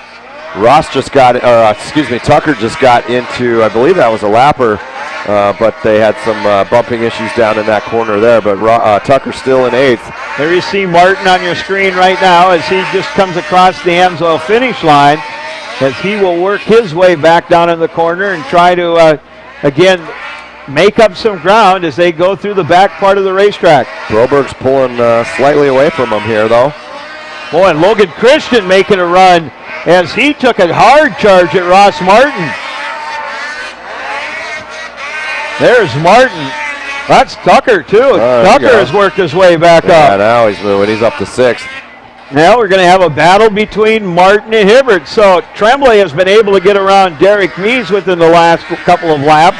And now Hibbert starting to work on Ross Martin. Logan Christian was stalled out here on the front straightaway, so he's going to be dropping down through the ranks. Fortunate he was able to get going again. He was right in a place where it could have been very treacherous for the other riders. True. You see on the screen that battle between Tucker Hibbert and Ross Martin, a couple of drivers that have gone tooth and nail a couple of times, many times, matter of fact. Tucker trying to get around some lappers so that he can take and make a run on Ross for that fifth position. Boy, Hibbert just about off track, took off a couple of tough blocks. Yeah, some AMSOIL tough blocks threw him out towards the crowd. Still out in front, Robbie Malinowski with about a 2.5 second lead over his teammate Tim Tremblay. Malinowski is just cruising right now. Mies has dropped off a little bit. He's about 4 seconds back. Broberg's still hanging in there, but Broberg's got some company with Tucker. See that yellow flag waving for some lappers to get out of the way. We got one down at the turn. Looked like and that was, I think that's Christian again. Your leader just going across. Robbie Malinowski will pick him up going up the back part of the racetrack. There you see Tim Tremblay and the distance between first and second. Got to be about 10-12 sled lengths, 2.5 seconds. Then the big gap between Mies and Martin from 3 to 4 is nearly 5 seconds. Yeah, and Broberg has actually dropped off a little bit. He's back in 7th now. Martin sitting in 4th place. Oh, Martin got a little loose in that corner. Tucker's closing in. Boy, he's pushing hard. We're just about done. 2 laps left to go. The white flag coming out. You know what? We talked about the fact, could Steve Shearing have the super team? Well, I think we're going to find out here in just a couple of seconds. That's a statement, huh? Yep, no doubt. White flag. Look at that here. Hibbert still taking a run on Ross Martin, trying to get that 4th place. He tapped him there, too. Final lap. Here you go. Up the hill, guys. Ross had a little better drive up the hill. And here is your winner, Robbie Malinowski. 2 for 2. Doubling up this weekend with a big win. 2nd place is going to go to Tim Tremblay. And guess what, ladies and gentlemen? Steve Shearing has the trifecta. Darren Meese rounding out the podium, the number 9. A great ride for him. Ross Martin barely held off Tucker Hibbert there at the finish for 4th. Well, you know what? Do you think they're each going to thank their sponsors when they get to the podium? Man, I'll tell you what. Look at these guys. They look like the three amigos over They there. do. Shearing, I'm sure. Steve Shearing just doing backflips, I'm sure. And look at this. Jeremy Meyer's got a little bounce in his step as he comes across the racetrack, too. You can be sure he's plenty happy. Let's go through the entire order here. Robbie Malinowski takes the win. He, of course, won last night. He's got the repeat here in Duluth. Tremblay took 3rd place last night. Will take 2nd tonight. Mees on the podium, taking 3rd place. All of those guys from the same team. Ross Martin will take 4th place. 5th going to Tucker Hibbert. Emil Oman in 6th. Justin Broberg in 7th, and Ian Hayden and Dave Allard. 10th place, Logan Christian, Zach Patton, Derek Ellis, Colby Crapo, Adam Reinheim in 14th, and Cody Thompson. You know, I've seen a lot of things here at Duluth. I've seen teammates take 1st and 2nd. I've seen a lot of different things. What we've seen here, I have never witnessed before in snowcross racing. I really haven't. That's a big statement, and I don't think any of us would have ever even thought. I mean, obviously he thought that could happen, you know, picking those riders, and it does happen. Darren last night wasn't much of a factor. Comes back today and gets on the podium. That's huge. I mean, even in the days of Blair Morgan, when Morgan had what they called kind of the super team, you would maybe see 1 or 2 of them on the podium. But to take the trifecta and a clean sweep like this, I mean, it's just beyond belief. Look at that smile on Steve Shearing's face. This is what it's all about. There's going to be some photo ops down there in a few minutes. Yeah, Tommy Amasalo, he's down there shaking hands with everybody, congratulating everybody. It is incredible just how these guys made their way around this racetrack and were able to stay in the top 3. I mean, what a statement that this team is going to be the team that everybody's going to have to shoot for this year. No doubt. Well, they're getting their helmets off, and I know that it's going to be a lot of people that are pretty excited. I see you. You wait, Jeremy, are you a happy camper? Yeah, just a little bit. Jeremy Meyer down there with the Monster Girls, and of course also down there is Carly Applin. Go ahead, Carly. I think maybe a little impromptu while we're waiting for everybody to get up here. I think maybe we should hear from Jeremy. How are you feeling right now? Well, you know what, these guys are one of the hardest working teams in the biz, and this is well deserved. We thought this might have an opportunity to happen for it to happen on the first weekend. That's a testament to all the work these guys have put in. You know, Tony, Elliott, Steve Thorson in the trailer, and all the hard work that the riders have come in. We want to, you know, thank the guys at Skidoo for everything they do for Steve and his team and all the other sponsors. But this has been a Team AMSOIL since 1997, and I'll tell you what, this is the best stable of riders we've ever had, and they proved it today. Well, you what can do you guys think? I think he's happy just a little bit. Well, I'll tell you what, let's get going with the official podium presentation for the AMSOIL Pro Open.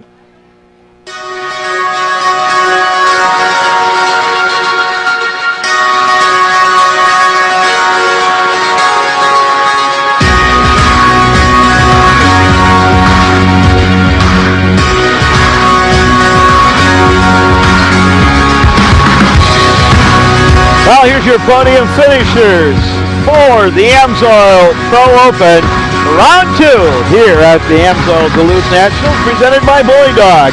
In 3rd place, Anna Skidoo out of Stanchfield, Minnesota, sponsored by AMSOIL, the U.S. Air Force, and Rockstar Energy Drink. Third place goes to the number 9 sled of Darren Meade.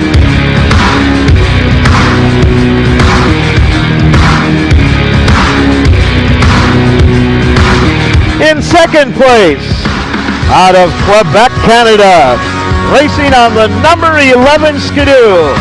Guess who his sponsors are? AMSOIL, the U.S. Air Force, Rockstar Energy Drink. Give it up for second place, Tim Tremblay.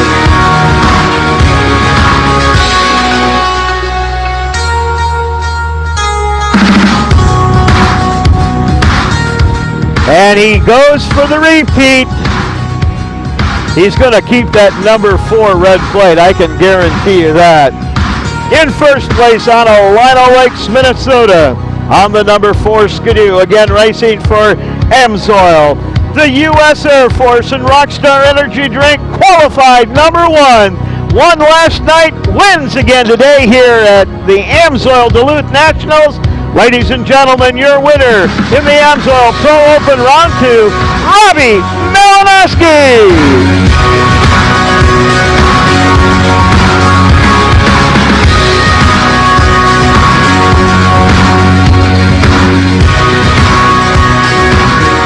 Let's send it down trackside to Carly Applin. We have a lot of excited racers up here. Let's start with Darren. Okay, I'm not sure if everybody could see the hug before, but just in case you didn't know, Ashley and Darren are married, and so I told him I'd put him on the spot and make him give her maybe like a hug or a kiss or something, so that maybe we could get a little excitement out here for them. Okay, give her a hug. Okay, now let's get talking about the race. Your first podium as a pro, right? And so tell us how you're feeling right now. I just like a big weight off my shoulders. I've been trying so hard to get up here, and to get up here with my other 2 teammates. Steve's crying, everyone's crying, and it's great. Are we going to get a tear out of you? What was that? Get a tear out of you? Some crying maybe out of you? Not yet, maybe on a win. We'll see. Okay, and of course to be up here with your teammates, how does that feel? It feels great. And you were battling kind of in that last round. It was maybe between you and Ross Martin there. How did you kind of keep out front? Yeah, I was getting real tired, and my adrenaline was going the first few laps, and then once I seen it was Tim behind me, I didn't care that he passed me and kind of let him go, and but then once I heard someone else, I don't know who it was, but someone else was coming up behind me, and I gave it my all, and I held on for third, so I'm good. Congratulations. Okay, Tim, did you hear that? He said he heard you coming up behind him, and he let you go. So what would you like to say to him? Yeah, I didn't think he let me go that easy. You know, it took me a while, and I didn't want to be dirty with him. You know, like we're all teammates, and we all want to do good. So I took my time, and then I got a good line, and then he did a little mistake, and then got around him, and the rest was pretty good. I was staying in second place, and Robbie was really strong up front. So pretty happy to be in second. And who would you like to thank? I just want to thank the whole team, you know, AMSOIL, Rockstar, Makita, Traxxas, Skidoo, Fox Shocks, Climb, U.S. Air Force, and probably my family, my fiance watching me, all my teammates, everybody's working on the team, and all the fans still here. Thank you very much. Congratulations. And our first place, Robbie, how are you feeling right now? 2 nights in a row you managed to pull it off. How does it feel? Well, I did this once before in 06. A long time ago. So just a couple years ago. Just a few years back, but no, I'm speechless. And to have Darren first podium, Tim up here too, the whole team. Man, just what a whole shot. Straight line performance, pipes just hooked up, and we were out front and running. And track was awesome. Duluth did a great job. Thank ISOC, thank everybody, AMSOIL, Rockstar, Makita, Traxxas, Skidoo, U.S. Air Force, Fox Shocks, Woody's Traction Products, everybody, you know, just came through, and here we are. This is pretty exciting. And to be up here with your teammates this first weekend, you've got to be pretty proud. Oh man, you know, last week I had a little injury, and I was a little nervous about this weekend, and you know, my wife and everybody just kind of helped me through it and got me through. Teammates, Tim and Darren, they just they did anything I needed, and I tell you what, it's because of them. You know, they did all the work, and we were able to take care of all the stuff that I couldn't take care of, and it was, you know, just so excited. Can't even speak right now. Well, congratulations to all of you. The winners of the AMSOIL Pro Open. Let's hear it for them one more time, you guys. A lot of excitement down here. We're going to get back to it. Let's go back up to the Duluth for for a recap of the night.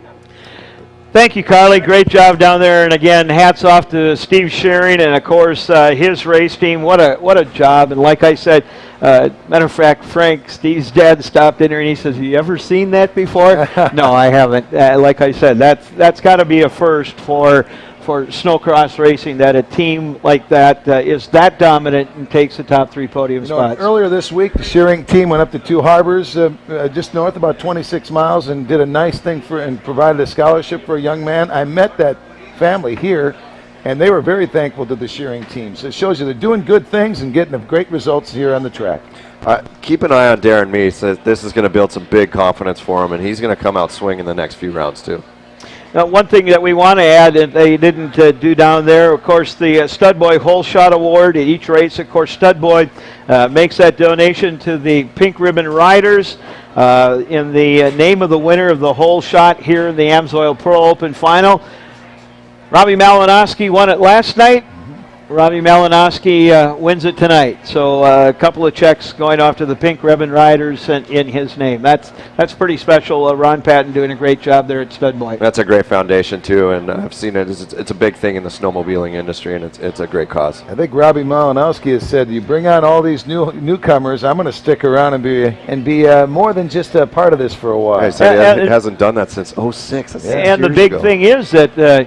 You look at Robbie. Robbie's one of the older riders racing in the pro class right now. He's 30 plus, but he has committed himself. He's working out. I mean, he is in just excellent condition. And man, I'll tell you what, he's got a great team working with him now. It's going to be if I'm Juddy, or if I'm Dwight or Stuart Christian, or I'm Tucker Hibbert, or I'm any of those other teams back there, I'm back there scratching my head going, guess what? Next couple of weeks, we're going to be putting a little OT and trying to figure out what we can do. And Bessemer can't come soon enough, and that's what makes this great. In 2 weeks, things can be completely different on the podium. No doubt. Bad breaks could go Steve Shearing's crew's way, and somebody else will be on top of the podium. It'll be interesting to see. All in all, final impressions. Mike Woodley, what a great weekend of racing. I just love to see what this community did. We talked a lot about the racing, but record crowds.